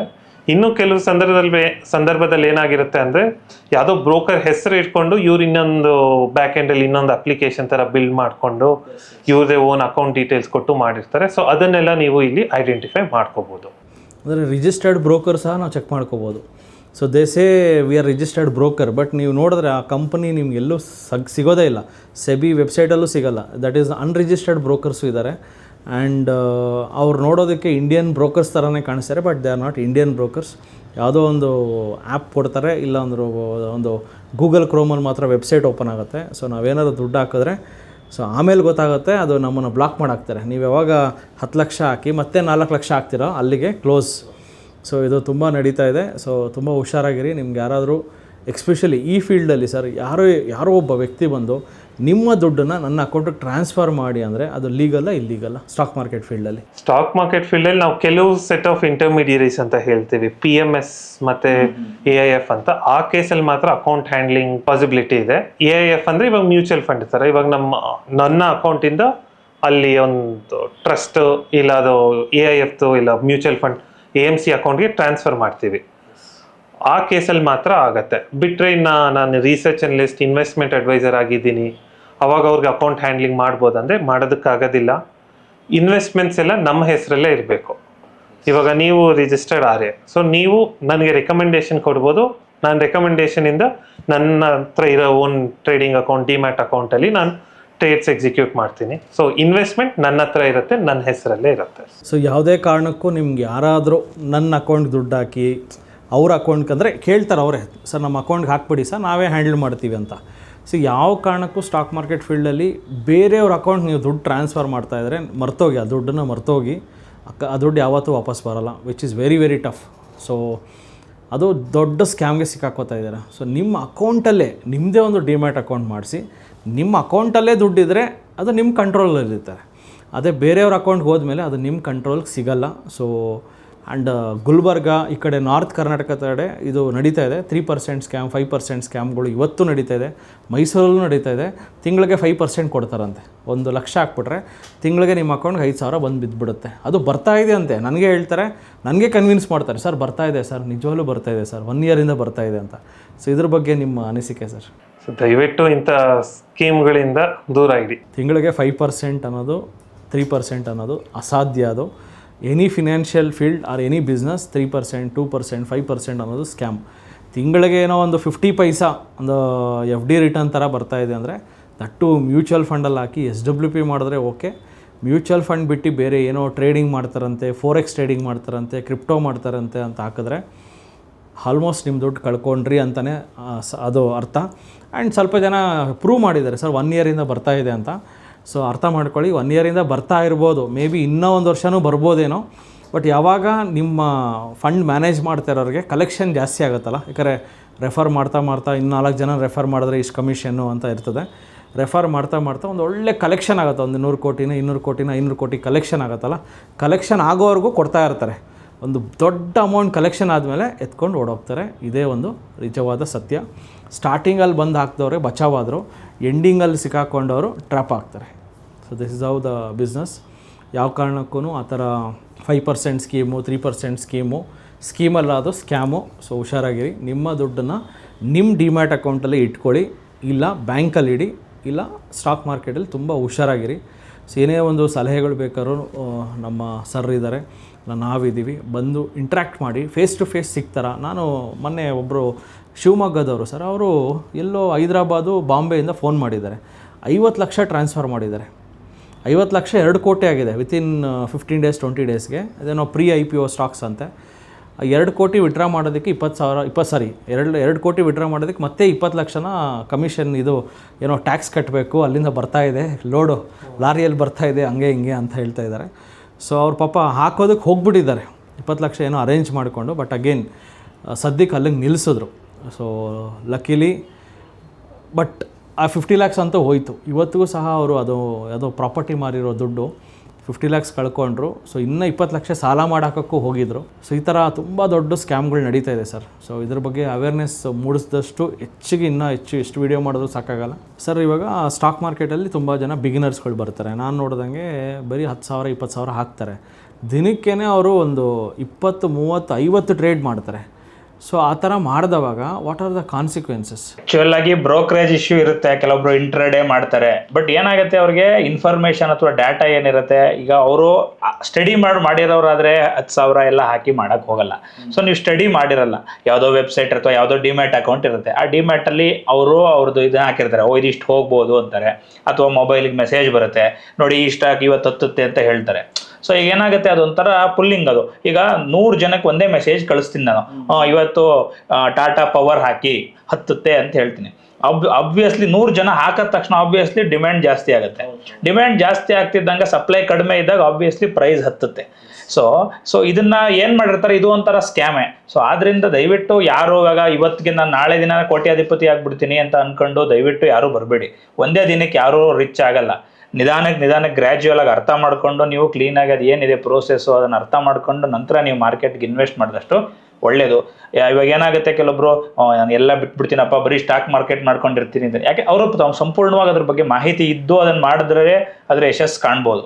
ಆದರೆ ಏನೂ ಗೊತ್ತಿಲ್ಲದೆ 4 ಜನ ಯಾರೋ ಲಾಭ ಮಾಡಿರ್ತಾರೆ ಅನ್ನೋ ಬೇಸಿಸ್ ಮೇಲೆ ನಾನು ಬಂದಾಗ ಪಾಪ ಅವ್ರಿಗೆ ಸಣ್ಣ ಪುಟ್ಟ ಕೆಲಸಗಳನ್ನು ಮಾಡ್ತಾ ಇರ್ತಾರೆ, ಅದಕ್ಕೆ ತೊಂದರೆ ಆಗ್ಬಿಟ್ಟು ಜೀವನಕ್ಕೆ ಕಷ್ಟ ಆಗಬಾರ್ದು. ಅದರಿಂದ ದಯವಿಟ್ಟು ಎಲ್ಲರೂ ಯೋಚನೆ ಮಾಡಿಕೊಂಡು ಇದ್ರ ಬಗ್ಗೆ ನಿರ್ಧಾರ ತಗೊಳ್ಳಿ ಅಂತ ಒಂದು ಅನಿಸಿಕೆ. 10,000 ಹಾಕೋರು ನಮ್ಮ student. It's a long back story. 10,000 commodity trading crude ಆಯಿಲ್ನ ಏನು ಮಾಡಿದ್ರು, ನೈಟ್ 11:30ವರೆಗೂ 10,000 ರೂಪಾಯಿ ಹಾಕ್ಬಿಟ್ಟು ಬೈ ಸೆಲ್ 85 ಟ್ರೇಡ್ ಮಾಡಿದ್ದಾರೆ. ಟರ್ನ್ ಓವರ್ ನೋಡಿದ್ರೆ 3.5-4 CR ಟರ್ನ್ ಓವರ್ ಮಾಡಿದ್ದಾರೆ. ಅವ್ರಿಗೆ ಭಯ ಆಗೋಯ್ತು. ಅಲ್ಲಿ ಮೆಸೇಜ್ ಬರುತ್ತಲ್ಲ, you are done 4 CR turnover ಅಂತ. 10,000 12,000 ವಾಟೆವರ್ 15,000 ಇಟ್ಕೊಂಡು 4 CR ಟರ್ನ್ ಓವರ್ ಮಾಡಿದ್ರೆ ಅಲ್ಲಿ ಏನಾದ್ರು ಭಯಪಡೋ ಅವಶ್ಯಕತೆ ಇದೆಯಾ? ಇಲ್ಲ ಅಲ್ಲಿ ಬರೀ ಬ್ರೋಕರೇಜ್ ಕಟ್ಟಾಗುತ್ತಾ, STT ಕಟ್ಟಾಗುತ್ತಾ ಅಷ್ಟೇನಾ? ಇಲ್ಲ ಏನಾದ್ರು ತುಂಬ ಟರ್ನ್ ಓವರ್ ಮಾಡ್ತಾರೆ ಸ್ವಲ್ಪ ಜನ, ಸುಮ್ಮನೆ ಬೈ ಸೆಲ್ ಅಂದರೆ ಸ್ಕ್ಯಾಲ್ಪಿಂಗ್ ಥರ ಮಾಡ್ತಾರೆ. ಬರೀ 1 ಕೋಟಿ ಅಂದರೆ ನಾನು ಹೇಳ್ತಾರೆ 1 ಕೋಟಿ ಹಾಕ್ಬಿಟ್ಟು ದಿನಕ್ಕೆ ಅದನ್ನು ಬೈ ಸೆಲ್ ಮಾಡ್ತಾ ಅದನ್ನು 1,000 ಕೋಟಿ ಟರ್ನ್ ಓವರ್ ಮಾಡೋನು ನಾನು ನೋಡಿದ್ದೀನಿ, ಬರೀ 1 ಕೋಟಿ ಹಾಕ್ಬಿಟ್ಟು. ಸೊ ಇದರಲ್ಲಿ ಇಂಪ್ಲಿಕೇಶನ್ಸ್ ಏನಿರುತ್ತೆ, ಇಲ್ಲಿ ಟರ್ನ್ ಓವರ್ ಚಾರ್ಜಸ್ ಕಟ್ಟಾಗುತ್ತಾ ಎಕ್ಸ್ಟ್ರಾ, ಇಲ್ಲ ಎಂಡ್ ಆಫ್ ದ ಇಯರ್ ಏನಾದ್ರು ಸಮ್ ನೋಟಿಫಿಕೇಶನ್ಸ್ ಏನಾದ್ರು ಬರುತ್ತಾ? ಸರ್, ಡಿಮ್ಯಾಟ್ ಆ್ಯಂಗಲಲ್ಲಿ ಅವರು ಪ್ರತಿ ಟ್ರೇಡ್ಗೂ ಚಾರ್ಜ್ ಮಾಡ್ತಾರೆ. ನಿಮ್ಮ ಟ್ರಾನ್ಸಾಕ್ಷನ್ ಟ್ಯಾಕ್ಸ್ CTT ಬಂದು ಪ್ರತಿ ಟ್ರೇಡ್ಗೂ ಚಾರ್ಜ್ ಮಾಡ್ತಾರೆ. ನೀವು ಒಬ್ಬನೇ ಪರ್ಸನ್ನು ಅದೇ ದುಡ್ಡು ತೆಗೆದು ಹಾಕ್ತಾ ಇದ್ದಾನೆ ಅನ್ನೋದನ್ನು ಅವ್ರೇನು ಕನ್ಸಿಡ್ರೇಷನ್ಗೆ ಇಟ್ಕೊಳ್ಳಲ್ಲ. ಸೊ ನಿಮ್ಮ ಪ್ರಕಾರ 10,000 ಹಾಕಿ 100 ಟ್ರಾನ್ಸಾಕ್ಷನ್ ಮಾಡ್ತಾರೆ ಅಂದಾಗ ಸೊ ಪ್ರತಿ ಟ್ರಾನ್ಸಾಕ್ಷನ್ಗೂ ಅದಕ್ಕಾದಂಥ ಟ್ರಾನ್ಸಾಕ್ಷನ್ ಟ್ಯಾಕ್ಸ್ ಕಟ್ಟಾಗುತ್ತೆ. ಚಾರ್ಜಸ್ ಬ್ರೋಕರೇಜ್ ಏನು ಬೈಯಿಗೂ ಮಾಡಿದಾಗ ಮಾಡ್ತಾರೆ, ಸೆಲ್ ಮಾಡಿದಾಗಲೂ ಮಾಡ್ತಾರೆ, ಅದು ಚಾರ್ಜ್ ಆಗುತ್ತೆ. ಬಟ್ ಟರ್ನ್ ಓವರ್ ಏನಾಗುತ್ತೆ, 10 ಟೈಮ್ 10,000 ಇಟ್ಕೊಂಡು ಮಾಡಿದಾಗ ಇನ್ಕಮ್ ಟ್ಯಾಕ್ಸ್ ಆ್ಯಂಗಲಲ್ಲಿ ಏನಾಗುತ್ತೆ, ಇಷ್ಟು ಟರ್ನ್ ಓವರ್ ಮಾಡಿಬಿಟ್ಟೆ, ಆಡಿಟು ಏನಾದ್ರು ಕಂಪ್ಲೇಂಟ್ಸ್ ಇನ್ಕಮ್ ಟ್ಯಾಕ್ಸ್ ಏನಾದ್ರು ಬರುತ್ತಾ ಅಂತ. ಸೊ ಟರ್ನ್ ಓವರ್ ಅಂದರೆ ಏನು ಅಂತ ಡಿಫೈನ್ ಮಾಡಿದ್ದಾರೆ ಈ ಪರ್ಟಿಕ್ಯುಲರ್ ವಿಚಾರದಲ್ಲಿ. ಒಂದೇ 10,000 ಇಟ್ಕೊಂಡು 10 ಸಲ ಟ್ರಾನ್ಸಾಕ್ಷನ್ ಮಾಡಿದಾಗ ಪ್ರತಿ ಸಲ 10,000ಕ್ಕೆ ಬೈ ಮಾಡ್ತೀನಿ, 10,200ಕ್ಕೆ ಸೇಲ್ ಮಾಡ್ತೀನಿ. ಅದು 10 ಸಲ ಮಾಡಿದ್ರೆ 1 ಲಕ್ಷ ಆಗೋಗ್ಬಿಡುತ್ತೆ, 2 ಲಕ್ಷ ಆಗುತ್ತೆ. By 1 lakh, sale 1 lakh, almost 2 lakh turn over ಅಂತ ಮಾಡ್ತಾರಾ, ಅಂದರೆ 1 ಲಕ್ಷ ಟರ್ನ್ ಓವರ್ ಅಂತ ಮಾಡ್ತಾರಾ ಸೇಲು? ಹಂಗೆ ಮಾಡೋದಿಲ್ಲ. ಸೊ ನಿಮ್ಮ ಡಿಫ್ರೆನ್ಸಸ್ 10,000ಕ್ಕೆ ಮಾರಿ 10,100 ರೂಪಾಯಿಗೆ ನೀವು ಸೇಲ್ ಮಾಡ್ತೀರಾ, ನೆಕ್ಸ್ಟ್ ಟೈಮ್ 10,000 ಮಾಡಿ 9,900ಕ್ಕೆ ಸೇಲ್ ಮಾಡ್ತೀರಾ. ಈ ಎಲ್ಲ ಪಾಸಿಟಿವ್ ಅಥವಾ ನೆಗೆಟಿವ್ ಡಿಫ್ರೆನ್ಸಸ್ ಎಲ್ಲದನ್ನೂ ಆ್ಯಡ್ ಮಾಡಿ ಅದನ್ನು ಟರ್ನ್ ಓವರ್ ಅಂತ ಕನ್ಸಿಡರ್ ಮಾಡ್ತಾರೆ. ಆದ್ದರಿಂದ ನಿಮ್ಮ ಟ್ರಾನ್ಸಾಕ್ಷನ್ 2 ಲಕ್ಷ ಆಗಿದ್ರೂ ಆದರೆ ಅದ್ರದ್ದು ಪಾಸಿಟಿವ್ ನೆಗೆಟಿವ್ ಡಿಫ್ರೆನ್ಸಸ್ ಆ್ಯಡ್ ಮಾಡಿದ್ರೆ 5,000ನೋ 8,000ನೋ ಮಾತ್ರ ಬರುತ್ತೆ. ಇದನ್ನು ಮಾತ್ರ ಟರ್ನ್ ಓವರ್ ಅಂತ ಕನ್ಸಿಡರ್ ಮಾಡುತ್ತೆ ಇನ್ಕಮ್ ಟ್ಯಾಕ್ಸ್ ಆ್ಯಕ್ಟ್. ಯಾಕಂದರೆ ಈ ಪ್ರಶ್ನೆ ಏನಕ್ಕೆ ಕೇಳಿದ್ರೆ, ನಮ್ಮ ವಿದ್ಯಾರ್ಥಿಗಳು ಮೊನ್ನೆ ಟ್ರೇಡ್ ಮಾಡ್ತಾರಲ್ಲ, ನೆಕ್ಸ್ಟ್ ಡೇ ಮೆಸೇಜ್ ಬರುತ್ತೆ, yesterday you are done 5 CR turnover ಅಂತ. ಇವ್ರ ಲೈಫಲ್ಲೇ 5 CR ಎಷ್ಟು ದೊಡ್ಡ ಅಮೌಂಟ್, ಅದು ಫುಲ್ ಗಾಬರಿ ಬಿದ್ದೋಗ್ತಾರೆ. ಫೋನ್ ಹಾಕ್ತಾರೆ, ಸರ್ 5 CR ಟರ್ನ್ ಓವರ್ ನಾನು ಮಾಡೇ ಇಲ್ಲ ಸರ್, ನಾನು ಹಾಕಿದ್ದೆ ಸ್ವಲ್ಪ ಟ್ರೇಡು ಅಂತಾರೆ. But it's just a turnover as per the stock market ಆ್ಯಂಗಲಲ್ಲಿ ನೋಡಿದ್ರೆ. So it's just turnover. ಅದಕ್ಕೆ STT ಕಟ್ ಆಗುತ್ತೆ, ವಾಟ್ ಎವರ್ ಟ್ಯಾಕ್ಸಸ್ ಎಲ್ಲ, exchange transaction charges, stamp duty, so ಇದೆಲ್ಲ ಕಟ್ ಆಗುತ್ತೆ. ಸೊ ಇವಾಗ ಸರ್ ಆ್ಯಂಟಿಸಿಪೇಟೆಡ್, ಸೊ ಇವಾಗ ನಿಮ್ಗೆ ಗೊತ್ತಿದೆ ಮಾರ್ಕೆಟು ತುಂಬ ಕೆಳಮಟ್ಟದಲ್ಲಿದೆ ಲಾಸ್ಟ್ 1.5-2 ಇಯರ್ಸಿಂದ. ಸೊ ನಿಮ್ಮ ಅನಿಸಿಕೆ ಏನಿದೆ? ಇವಾಗ LTCGನ ಕಟ್ ಮಾಡ್ತಾರಾ, ನಿಜವಾಗ್ಲೂ ಮಾಡ್ತಾರಾ? ಗುಡ್ ನ್ಯೂಸ್ ಇದೆಯಾ ನಮ್ಮ ಮಾರ್ಕೆಟ್ಗೆ? What you feel? ಸರ್, ಸುಮಾರು ರೆಪ್ರೆಸೆಂಟೇಷನ್ಸ್ ಹೋಗಿದೆ. First long term capital gain ಇರಲಿಲ್ಲ, ಟ್ಯಾಕ್ಸ್ ಇರಲಿಲ್ಲ. ನಂತರ 10%ಗೆ ತಂದರು, ನಂತರ 12.5%ಗೆ ತಂದಿದ್ರು. ಇವಾಗ ಎಕ್ಸಿಸ್ಟಿಂಗ್ ನನ್ನ ಗೇನ್ ಅಮೌಂಟ್ 1.25 lakhs ಮೇಲೆ ಹೋದರೆ ಎಕ್ಸೆಸ್ ಅಮೌಂಟ್ ಮೇಲೆ ನಾನು 12.5% ಟ್ಯಾಕ್ಸ್ ಪೇ ಮಾಡ್ತಿದ್ದೀನಿ. ತೆಗಿತಾರ ಹೇಗೆ? ಅದು ರೆಪ್ರೆಸೆಂಟೇಷನ್ಸ್ ಹೋಗಿದೆ. ಸೊ ಸರ್ಕಾರನೂ ಕೇಳ್ತಾ ಇದೆ. ಸೊ ಬಜೆಟಲ್ಲೇ ಕೇಳಬೇಕಾಗತ್ತೆ, ಫೆಬ್ರವರಿಯಲ್ಲಿ ಬರೋದು. ಸೊ ಅಲ್ಲಿವರೆಗೂ ಸ್ಪೆಕ್ಯುಲೇಷನ್. ಸರ್, ಇದ್ರ ಬಗ್ಗೆ ಸಣ್ಣ ಮಾಹಿತಿ ಏನು ಅಂದರೆ, ಈಗ FIIಗಳಿಗೆ ಗೌರ್ಮೆಂಟ್ ಸಂಬಂಧಪಟ್ಟಿದ್ದು ಕೆಲವೊಂದು ಬಾಂಡ್ಸ್ ಆಗಿರ್ಬೋದು, ಅದಕ್ಕೆ ಹಾಕಿದ್ದಲ್ಲಿ ಅವರಿಗೆ ಎಕ್ಸಂಪ್ಷನ್ನ ರೀಸೆಂಟಾಗಿ ಒಂದು ನೋಟಿಫಿಕೇಶನ್ ಕೊಟ್ಟಿದ್ದಾರೆ. ಸೊ ಏನಾಗಿದೆ ಅಂದರೆ, ಕ್ಯಾಶ್ ಕೌ ಆಗಿರೋದ್ರಿಂದ ಆಬ್ವಿಯಸ್ಲಿ ಗೌರ್ಮೆಂಟ್ ಯೋಚನೆ ಮಾಡುತ್ತೆ, ಅವರಿಗೆ 12.5%, the people coming in to stock market are more. ಈಗ F&O ಸ್ವಲ್ಪ ಜನ ಬೇಡಪ್ಪ ಲಾಸ್ ಆಗುತ್ತೆ ಅಂತ ಹೋಲ್ಡ್ ಮಾಡೋರು ಇರ್ತಾರೆ. ಸೊ ಇವಾಗ 12.5% ಕಟ್ಕೊಂಡು ಹೋಗೋರಿಗೆ ಸ್ಲ್ಯಾಬ್ ರೇಟ್ಗಿಂತ ಚೀಪು, ಶಾರ್ಟ್ ಟರ್ಮ್ಗಿಂತ ಲಾಂಗ್ ಟರ್ಮ್ 12.5 ಚೀಪು 20%ಗಿಂತ ಅಂತ ಅಂದ್ಕೊಂಡಿರೋದ್ರಿಂದ ಸೊ ಏನಾಗ್ತದೆ, ಗೌರ್ಮೆಂಟು ಸಡನ್ನಾಗಿ ಅದನ್ನು ತೆಗೆದುಹಾಕೋ ಇದು ಕಾಣ್ತಾ ಇಲ್ಲ ಮೇಲ್ನೋಟಕ್ಕೆ. ಬಟ್ ಕಾದು ನೋಡಬೇಕಾಗಿದೆ. ಯೂಶ್ವಲಿ ಸ್ಟಾಕ್ ಮಾರ್ಕೆಟಲ್ಲಿ ಮಾರ್ಚ್ ತಿಂಗಳು ಬಂದಿದ ತಕ್ಷಣ ಟ್ಯಾಕ್ಸ್ ಬಗ್ಗೆ ತುಂಬ ಯೋಚನೆ ಮಾಡ್ತಾರೆ. ಪೋರ್ಟ್ಫೋಲಿಯೋ ಎಕ್ಸಾಂಪಲ್, ಒಂದು 10 ಲಕ್ಷ ಹಾಕಿದ್ವಿ, ಪೋರ್ಟ್ಫೋಲಿಯೋ ಇವತ್ತು ಒಂದು 8 ಲಕ್ಷಕ್ಕೆ ಬಂದುಬಿಟ್ಟಿದೆ, 2 ಲಕ್ಷ ಲಾಸ್ ಇದೆ. ನಾನು ಆ ಲಾಸ್ನ ಬೇಕು ಅಂತಲೇ ಬುಕ್ ಮಾಡಿಬಿಟ್ಟು ನನ್ನ ಬೇರೆ ಪ್ರಾಫಿಟ್ಗಳಿಗೆ ಆಫ್ಸೆಟ್ ಮಾಡಿ ಅದೇ ಸ್ಟಾಕನ್ನು ನಾನು ಏಪ್ರಿಲ್ ತಿಂಗಳಲ್ಲಿ ತೊಗೊಂಡ್ರೆ ಇಲ್ಲಿ ಟ್ಯಾಕ್ಸ್ ಹಾರ್ವೆಸ್ಟಿಂಗ್ ಆಗುತ್ತಾ ಇಲ್ಲ ಕಾಂಪ್ಲಿಕೇಶನ್ಸ್ ಇದೆಯಾ? Any idea? ಸರ್, ಇದು ಮಾಡ್ಬೋದು. ನಾವು ಟ್ಯಾಕ್ಸ್ ಹಾರ್ವೆಸ್ಟಿಂಗ್ ಅಂತ ಹೇಳ್ತೀವಿ. ಸೊ ಇವತ್ತು ನನ್ನೊಂದು 5 ಸ್ಟಾಕ್ಸ್ ಇದೆ. ಇವತ್ತೆಲ್ಲ ನಂದು ಇವತ್ತಿರೋ ಪೊಸಿಷನ್ ಪ್ರಕಾರ ನೆಗೆಟಿವ್ ಇದೆ. ಇವತ್ತು ನಾವು ಮಾರ್ಚಲ್ಲಿ ಮಾತಾಡ್ತಿದ್ದೀವಿ. ಸೊ ಅಪ್ ಟು ಫೆಬ್ರವರಿ ನನಗೆ ಪ್ರಾಫಿಟ್ಸ್ ಅರೌಂಡ್ 5 lakhs ಇತ್ತು. ಇವತ್ತು ಲಾಸ್ ಒಂದು 3 lakhs ಲಾಸ್ ಇದೆ. ಸೊ ನಾನು ಬೇಕಿದ್ರೆ ಇವತ್ತು ನಾನು 3 lakhs ಲಾಸ್ ಬುಕ್ ಮಾಡಿ ಎಕ್ಸಿಟ್ ಆಗಿ ಲಾಸ್ನ ನಾನು 5 lakhs ಗೇನ್ ಜೊತೆ ಸೆಟ್ ಆಫ್ ಮಾಡಿ ನೆಟ್ 2 lakhs ಮೇಲೆ ಮಾತ್ರ ನಾನು ಟ್ಯಾಕ್ಸ್ ಪೇ ಮಾಡ್ಬೋದು. ನಂತರ ನಾನು ರೀಪರ್ಚೇಸ್ ಮಾಡಬೇಕು, ರೀಇನ್ವೆಸ್ಟ್ ಮಾಡಬೇಕು ಅಂದರೆ ಅದು ರೀಇನ್ವೆಸ್ಟ್ ಮಾಡ್ಬೋದು, ಯಾವುದೇ ರೀತಿಯ ರಿಸ್ಟ್ರಿಕ್ಷನ್ ಬರೋದು. ರೀಇನ್ವೆಸ್ಟು ಮಾರ್ಚಲ್ಲೇ ಮಾಡ್ಬೋದಾ ಇಲ್ಲ ಏಪ್ರಿಲಲ್ಲಿ ಮಾಡಬೇಕಾ? ಮಾರ್ಚಲ್ಲೇ ಮಾಡ್ಬೋದು, ಏನು ತೊಂದರೆ ಇಲ್ಲ. ಜಸ್ಟ್ ನಾನು ಪೋರ್ಟ್ಫೋಲಿಯೋ ಸೆಲ್ ಮಾಡಿಬಿಟ್ಟು ಮತ್ತೆ ಪೋರ್ಟ್ಫೋಲಿಯೋನ very next day T+1 day ಅದು ಹೆಂಗಿರೋ ಅಮೌಂಟ್ ಸೆಟಲ್ಮೆಂಟ್ ಆಗೋಕ್ಕೆ 1 ದಿವಸ ಆಗುತ್ತೆ. ಇನ್ನೊಂದು ದಿವಸ ಬಿಟ್ಬಿಟ್ಟು ನೆಕ್ಸ್ಟ್ ಡೇನೇ ಪೋರ್ಟ್ಫೋಲಿಯೋ ಬೈ ಮಾಡಿದ್ರು ಅಂಟಿಲ್ ಫೆಬ್ರವರಿಯಲ್ಲಿ ಬಂದಿರೋ ಪ್ರಾಫಿಟ್ಟು ಮಾರ್ಚಲ್ಲಿ ಬುಕ್ ಮಾಡಿರೋ ಲಾಸು ಸೆಟ್ ಆಫ್ ಆಗಿ ಮಿಕ್ಕಿರೋದಕ್ಕೆ ಮಾತ್ರ ಟ್ಯಾಕ್ಸ್ ಕಟ್ಟಬೇಕು. ಆ್ಯಂಡ್ ಪೋರ್ಟ್ಫೋಲಿಯೋನು ಒಳ್ಳೆ ಚೀಪ್ ರೇಟಲ್ಲಿ, ಸ್ಟಾಕ್ಸ್ ಚೀಪ್ ರೇಟಲ್ಲಿ ಇತ್ತು, ಒಳ್ಳೆ ರೇಟಿಗೆ ಬೈ ಮಾಡ್ದಂಗೂ ಆಯಿತು. ಸೊ ಈ ಟ್ಯಾಕ್ಸ್ ಹಾರ್ವೆಸ್ಟಿಂಗನ್ನು ಮಾಡ್ಬೋದು. ಸೊ ಇದಕ್ಕೇನು ಕಾಂಪ್ಲಿಕೇಶನ್ಸ್ ಇಲ್ಲ. ಆದರೆ ಒಂದು ನಮಗೆ ಇಲ್ಲಿ ನಾವು ಗಮನ ಕೊಡಬೇಕೇನು ಅಂದರೆ, ಇವಾಗ ನಾನು ಸೆಲ್ ಮಾಡಿದಾಗ ಸ್ಟಾಕ್ ಪ್ರೈಸ್ 100 ಇತ್ತು, ಬಟ್ ನಾನು ಮತ್ತೆ ರೀಬೈ ಮಾಡಕ್ಕೆ ಹೋದಾಗ 120 ಆಗೋದ್ರೆ ಸೊ ಆ ಪಾಸಿಬಿಲಿಟೀಸು ಆಗ್ಬೋದು, ಇಲ್ಲ ಅಂತಿಲ್ಲ. ಸೊ ಆ ರಿಸ್ಕ್ಸ್ನೆಲ್ಲ ಕನ್ಸಿಡರ್ ಮಾಡಿ ಡಿಸಿಷನ್ ತೊಗೊಬೇಕು ಅಂತ. ಸೊ ತುಂಬ ಜನ ಇನ್ನೊಂದು ಮಾಡ್ತಾರೆ ಸರ್, ಮ್ಯೂಚುವಲ್ ಫಂಡ್ಸ್ನ ಎವ್ರಿ ಇಯರ್ ಎಕ್ಸಾಂಪಲ್ ಒಂದು 2-3 ಲ್ಯಾಕ್ಸ್ ಮ್ಯೂಚುವಲ್ ಫಂಡ್ ಪ್ರಾಫಿಟ್ ಇದ್ದರೆ 1.25 ಲ್ಯಾಕ್ಸ್ ಅಷ್ಟು ಪ್ರಾಫಿಟ್ನ ಬುಕ್ ಮಾಡಿಬಿಟ್ಟು ಸೊ ಮತ್ತೆ ಅದೇ ದುಡ್ಡನ್ನು ಮತ್ತೇನು ಹಾಕ್ತಾರೆ. ಬಿಕಾಸ್ ಎವ್ರಿ ಇಯರ್ 1.25 ಲ್ಯಾಕ್ಸ್ವರೆಗೂ ಟ್ಯಾಕ್ಸ್ ಎಕ್ಸಾಮ್ಟ್ ಇರೋದ್ರಿಂದ ನಾವು ಯಾಕೆ 10 ಇಯರ್ಸ್ ಬಿಟ್ಬಿಟ್ಟು ಮಾಡೋಣ ಪ್ರಾಫಿಟ್ನ, ಎವ್ರಿ ಇಯರ್ ಪ್ರಾಫಿಟ್ನ ಕಟ್ ಮಾಡಿಬಿಟ್ಟು ಮತ್ತೆ ಅದೇ ಪೋರ್ಟ್ಫೋಲಿಯೋಗೆ ಹಾಕ್ತಾರೆ. ಸೊ ಇದನ್ನು ಮಾಡ್ಬೋದಾ ಸರ್? ಇದು ಭಾಳ ಒಳ್ಳೆ ಒಂದು ಟ್ಯಾಕ್ಸ್ ಪ್ಲಾನಿಂಗ್ ಅಂತ ಹೇಳ್ಬೋದು. ಯಾಕೆಂದರೆ ಸರ್ಕಾರ 1,25,000 ತನಕ ಯಾವುದೇ ರೀತಿ ಟ್ಯಾಕ್ಸ್ ಇಲ್ಲ ಲಾಂಗ್ ಟರ್ಮ್ ಕ್ಯಾಪಿಟಲ್ ಗೇನ್ಸಲ್ಲಿ ಅಂತ ಹೇಳಿರೋದ್ರಿಂದ ಸಪೋಸ್ ಈ ಪರ್ಟಿಕ್ಯುಲರ್ ಮ್ಯೂಚುವಲ್ ಫಂಡ್ ಅವ್ರಿಗೆ ಒಳ್ಳೆ ರಿಟರ್ನ್ ಬರ್ತಾ ಇದೆ. ಸೊ ಅವ್ರೇನು ಮಾಡ್ಬೋದು, ಅವತ್ತಿಗೆ ಸೆಲ್ ಮಾಡಿ ಅಪ್ ಟು 1.25 ಲ್ಯಾಕ್ ತನಕ ಅದನ್ನು ಅವರು ಬುಕ್ ಮಾಡಿ ಗೇನ್ನ. ನಂತರ ನೆಕ್ಸ್ಟ್ ದಿನ ಇಫ್ ದ ಫಂಡ್ ಇಸ್ ಅವತ್ತಿಗೆ ಅವ್ರ ಫಂಡ್ ಓಕೆ ಒಳ್ಳೆ ಲೈನಲ್ಲಿ ಇದೆ ಅಂದರೆ ಅಥವಾ ಮತ್ತೆ ಬೀಳುತ್ತೆ ಅಂತ ಗೊತ್ತಾದರೆ ಆಮೇಲೆ ಅದೇ ಫಂಡಿಗೆ ಅವ್ರು ಮತ್ತೆ ಹಾಕ್ಬೋದು. ಆ 1,25,000 ಮೇಲೆ ನಾವು ಯಾವುದೇ ರೀತಿ ಟ್ಯಾಕ್ಸ್ ಕಟ್ಟೋದಕ್ಕಿರಲ್ಲ. ಸೊ ಆದಷ್ಟು ನಮಗೆ ಅಲ್ಲೇ ಯಾಕೆಂದ್ರೆ ಪ್ರತಿ ವರ್ಷಕ್ಕೆ ಇರೋದು 1,25,000 ಇವತ್ತಿನ ರೂಲ್ಸ್ ಪ್ರಕಾರ. ಸೊ ಅದರಿಂದ 1,25,000 ಯಾವುದೇ ರೀತಿ ಟ್ಯಾಕ್ಸ್ ಸಫರ್ ಆಗದೆ ನಮಗೆ ಬೆನಿಫಿಟ್ ಆಗುತ್ತೆ. ಸೊ ಅದರಿಂದ ಅದು ಮಾಡ್ಬೋದು. ಇದೊಂದು ವೆರಿ ಇಂಪಾರ್ಟೆಂಟ್ ಪಾಯಿಂಟ್. ಸುಮ್ಮನೆ ನಾವು ಲಾಂಗ್ ಟರ್ಮ್ ಇನ್ವೆಸ್ಟರು, ನಾನು 10 ವರ್ಷ ನೋಡೋಲ್ಲ 20 ವರ್ಷ ನೋಡೋಲ್ಲ ಅನ್ನೋ ಬದಲು ಪ್ರತಿ ವರ್ಷವೂ ಒಂದು ಸತಿ ಯಾರು ನೋಡ್ಬಿಟ್ಟು ಪೋರ್ಟ್ಫೋಲಿಯೋನ 1.25 ಲ್ಯಾಕ್ಸ್ ಪ್ರಾಫಿಟ್ ಇದ್ದರೆ ಸ್ಟಾಕ್ ಆಗಿರ್ಬೋದು, ಮ್ಯೂಚುವಲ್ ಫಂಡ್ ಆಗಿರ್ಬೋದು, ಒಂದು 2-3 ಫೋಲಿಯೋ ಆದರೂ, ಒಂದೇ ಫೋಲಿಯೋ ಇಲ್ಲ ಅಂದ್ರೂ ಒಂದು 2-3 ಮ್ಯೂಚುವಲ್ ಫಂಡ್ ಸೇರಿ 1.25 ಲ್ಯಾಕ್ಸ್ ಇದ್ರೂ ಅದನ್ನು ಬುಕ್ ಮಾಡಿ ಮತ್ತೆ ಒಂದು 2 ಡೇಸ್ ಬಿಟ್ಕೊಂಡು ಬೈ ಮಾಡಿ ಅಲ್ಲಿ LTCGನೂ ಬಂತು ನಿಮಗೆ, ಬಟ್ ಟ್ಯಾಕ್ಸ್ ಕಟ್ಟೋ ಅವಶ್ಯಕತೆ ಇಲ್ಲ.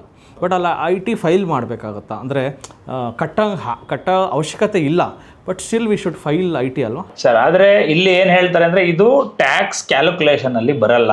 ಟ್ಯಾಕ್ಸ್ ಕ್ಯಾಲ್ಕುಲೇಷನ್ ಮಾಡಬೇಕಾದ್ರೆ ನಿಮ್ಮ ಲಾಂಗ್ ಟರ್ಮ್ ಕ್ಯಾಪಿಟಲ್ ಗೇನ್ಸ್ಗೆ 1,25,000 ನಾವು ಕಳೆದ್ಬಿಟ್ಟು ಉಳಿದಿದ್ರ ಮೇಲೆ ಸಪೋಸ್ ನಿಮಗೆ 1,50,000 ಬಂದಿತ್ತು ಅಂದರೆ 1,25,000 ನಿಮಗೆ ಟ್ಯಾಕ್ಸ್ ಕ್ಯಾಲ್ಕುಲೇಟ್ ಮಾಡಲ್ಲ. ಇನ್ನು 25,000 ಮೇಲೆ 12.5% ಹಾಕ್ತೀವಿ ಅಂತಾರೆ. ಬಟ್ ನಿಮ್ಮ ಟೋಟಲ್ ಇನ್ಕಮಲ್ಲಿ ಈ particular income long term capital gain income 1,50,000 ಏನಿದೆ ಅದು ಆ್ಯಡ್ ಆಗಿರುತ್ತೆ.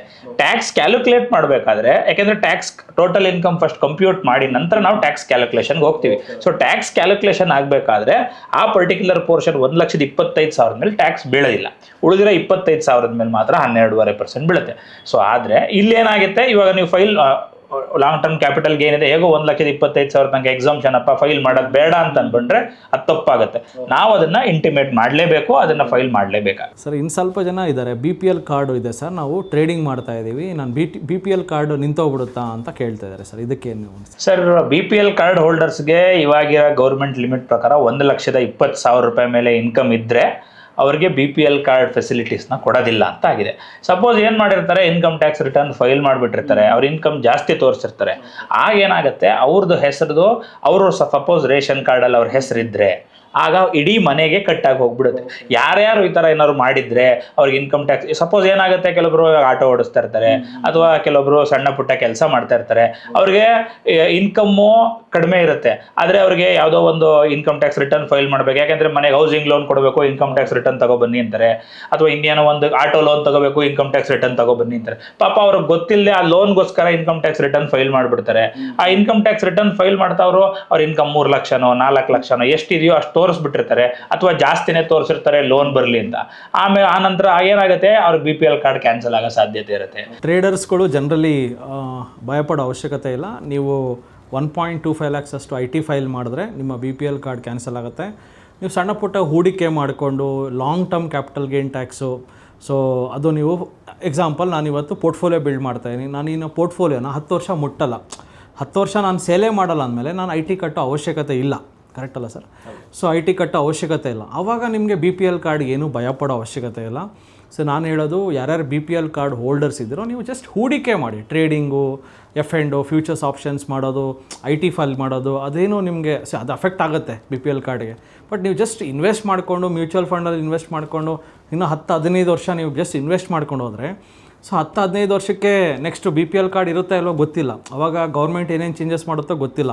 10-15 ವರ್ಷಕ್ಕೆ ನೀವೇ ಶ್ರೀಮಂತರಾಗಿರ್ತೀರ, ಆವಾಗ BPL ಕಾರ್ಡ್ ಅವಶ್ಯಕತೆಯೂ I don't think it is required. So ಶ್ರೀಮಂತರಾಗಬೇಕು, ಶ್ರೀಮಂತರಾಗೇ ಆಗ್ತೀನಿ ಅನ್ನೋರು, so you can think BPL card ಇಟ್ಕೊಳ್ಳಿ. ನಾನು ಹೇಳ್ತಿರೋದು ಇಟ್ಕೊಳ್ಳಿ, ಬಟ್ ಪ್ಲ್ಯಾನ್ ಮಾಡಿ. ನೆಕ್ಸ್ಟ್ 10-15 ವರ್ಷ SIP ಮಾಡ್ಕೊಂಡೋದ್ರು ನಿಮ್ಮ ಹತ್ರ ಕೋಟಿ ಇರುತ್ತೆ. ಸೊ ಆವಾಗ BPL ಕಾರ್ಡ್ ಕ್ಯಾನ್ಸಲ್ ಆದರೂ ತೊಂದರೆ ಇಲ್ಲ, ಬಿಕಾಸ್ ಆವಾಗ ನೀವು ಆಲ್ರೆಡಿ ದುಡ್ಡು ಮಾಡಿದ್ದೀರಾ. ಸೊ ಇವಾಗ ಕ್ಯಾನ್ಸಲ್ ಆದರೆ ಪ್ರಾಬ್ಲಮ್ ಆಗುತ್ತೆ, ಅದರಿಂದ ಪ್ಲ್ಯಾನ್ ಮಾಡಿಕೊಂಡು ಮಾಡಿ. ಸೊ ಅದಕ್ಕೆ ಇದು ತುಂಬ ಅಫೆಕ್ಟ್ ಮಾಡಿದೆ ಸರ್ ನಮ್ಮ ಟ್ರೇಡಿಂಗ್ ಕಮ್ಯುನಿಟಿಗೆ. ಮೇನ್ ಪ್ರಾಬ್ಲಮ್ಮೇ BPL ಕಾರ್ಡ್ ಹೋಲ್ಡರ್ಸು. ಬನ್ನಿ ಸರ್ ಟ್ರೇಡಿಂಗ್ ಮಾಡಿ, ಇನ್ವೆಸ್ಟಿಂಗ್ ಮಾಡಿ ಅಂದರೆ, ಇಲ್ಲ ಸರ್ ನಮ್ಮ BPL ಕಾರ್ಡ್ ಕ್ಯಾನ್ಸಲ್ ಆಗುತ್ತೆ, ಅದು ಗೊತ್ತಾಗ್ಬಿಟ್ಟಿದೆ ಜನಕ್ಕೆ. ಸೊ ಅದರಿಂದ ಟ್ರೇಡಿಂಗ್ ಬರೋರು ಕಮ್ಮಿ ಆಗ್ತಾಯಿದ್ದಾರೆ. ಸೊ ಇದೊಂದು ರೀಸನ್ ಇರ್ಬೋದು, ಒಂದು ಪ್ಲಸ್ಸು ಇರ್ಬೋದು, ಮೈನಸ್ ಇರ್ಬೋದು. ಬಟ್ ಪ್ಲ್ಯಾನ್ ಮಾಡ್ಕೊಂಡು ಮಾಡಿ. ಸೊ ನಾಳೆ ದಿವಸ ನಿಮಗೂ ಅಫೆಕ್ಟ್ ಆಗಬಾರ್ದು. ಅದಕ್ಕೇ ಇಬ್ಬರು CAಗಳು ನಿಮಗೆ ಪ್ರಾಪರ್ ಇನ್ಫಾರ್ಮೇಷನ್ ಕೊಟ್ಟಿದ್ದಾರೆ, ಏನು ಮಾಡಬೇಕು ಏನು ಮಾಡಬಾರ್ದು. ಆ್ಯಂಡ್ ಟಿಪ್ಸ್ ತೊಗೊಂಡ್ರೆ ಏನೇನು ಪ್ರಾಬ್ಲಮ್ ಆಗುತ್ತೆ, ಅನ್ಅಥರೈಸ್ಡ್ ಅವ್ರಂದ್ರೆ ಟಿಪ್ಸ್ ತೊಗೊಂಡ್ರೂ ಅದು ನಿಮಗೂ ಪ್ರಾಬ್ಲಮ್ ಆಗೋ ಚಾನ್ಸಸ್ ಇರುತ್ತೆ ನಾಳೆ ದಿವಸ. ಸೊ ರಿಜಿಸ್ಟರ್ಡ್ ಎಂಟಿಟೀಸ್ ಹತ್ರ, SEBI ರಿಜಿಸ್ಟರ್ಡ್ ಲೈಸೆನ್ಸ್ ಇರೋರ ಹತ್ರ ಮಾತ್ರ ಸಜೆಷನ್ಸು ಐಡಿಯಾಸ್ ತೊಗೊಳ್ಳಿ. ಆ್ಯಂಡ್ ಯಾವುದೇ ಕಾರಣಕ್ಕೂ ಅಕೌಂಟ್ ಹ್ಯಾಂಡ್ಲಿಂಗ್ನ ಅವ್ರು ಕೊಡೋಕ್ಕೆ ಹೋಗಬೇಡಿ. ನಿಮ್ಮ ಅಕೌಂಟ್ನ ನೀವೇ ಹ್ಯಾಂಡ್ಲ್ ಮಾಡಿ. ದುಡ್ಡನ್ನು ಅಂತೂ ಬೇರೆಯವ್ರ ಅಕೌಂಟ್ಗೆ ನೀವು ದುಡ್ಡು ಟ್ರಾನ್ಸ್ಫರ್ ಮಾಡೋಕ್ಕೆ ಹೋಗಬೇಡಿ. ಮಾಡ್ತಾ ಇದ್ದೀರಂದರೆ ಡೆಫಿನೆಟ್ಲಿ ಆ ದುಡ್ಡು ಬರಲ್ಲ. ಸೊ ತುಂಬ ಹುಷಾರಾಗಿರಿ. So thank you very much sir. ತುಂಬ ಕಲ್ತಿದ್ದೀವಿ. TD ಅಕಾಡೆಮಿ ವಿದ್ಯಾರ್ಥಿಗಳಿಗೂ ಸಹ ತುಂಬ ಇನ್ಫಾರ್ಮೇಷನ್ ಸಿಕ್ಕಿದೆ. ಇದೇ ಥರ ನಮ್ಮ ಸಂಸ್ಥೆಗೆ ಬಂದು ಇನ್ನೂ ಹೆಚ್ಚಿನ ಮಾಹಿತಿ ಕೊಡ್ತಾಯಿರಿ ಅಂತ ಕೇಳ್ಕೊತಾ. ಆ್ಯಂಡ್ ಏನೇ ಒಂದು ಟ್ಯಾಕ್ಸ್ ಬಗ್ಗೆ ಮಾಹಿತಿ ಬೇಕಾದ್ರೂ ನೀವು ಕಾಂಟ್ಯಾಕ್ಟ್ ಮಾಡ್ಬೋದು ಸುಧೀಂದ್ರ ಹಾಗೂ ಕೌಸ್ತುಭ ಸರ್ನ. Thank you. ಜೈ ಹಿಂದ್, ಜೈ ಕರ್ನಾಟಕ.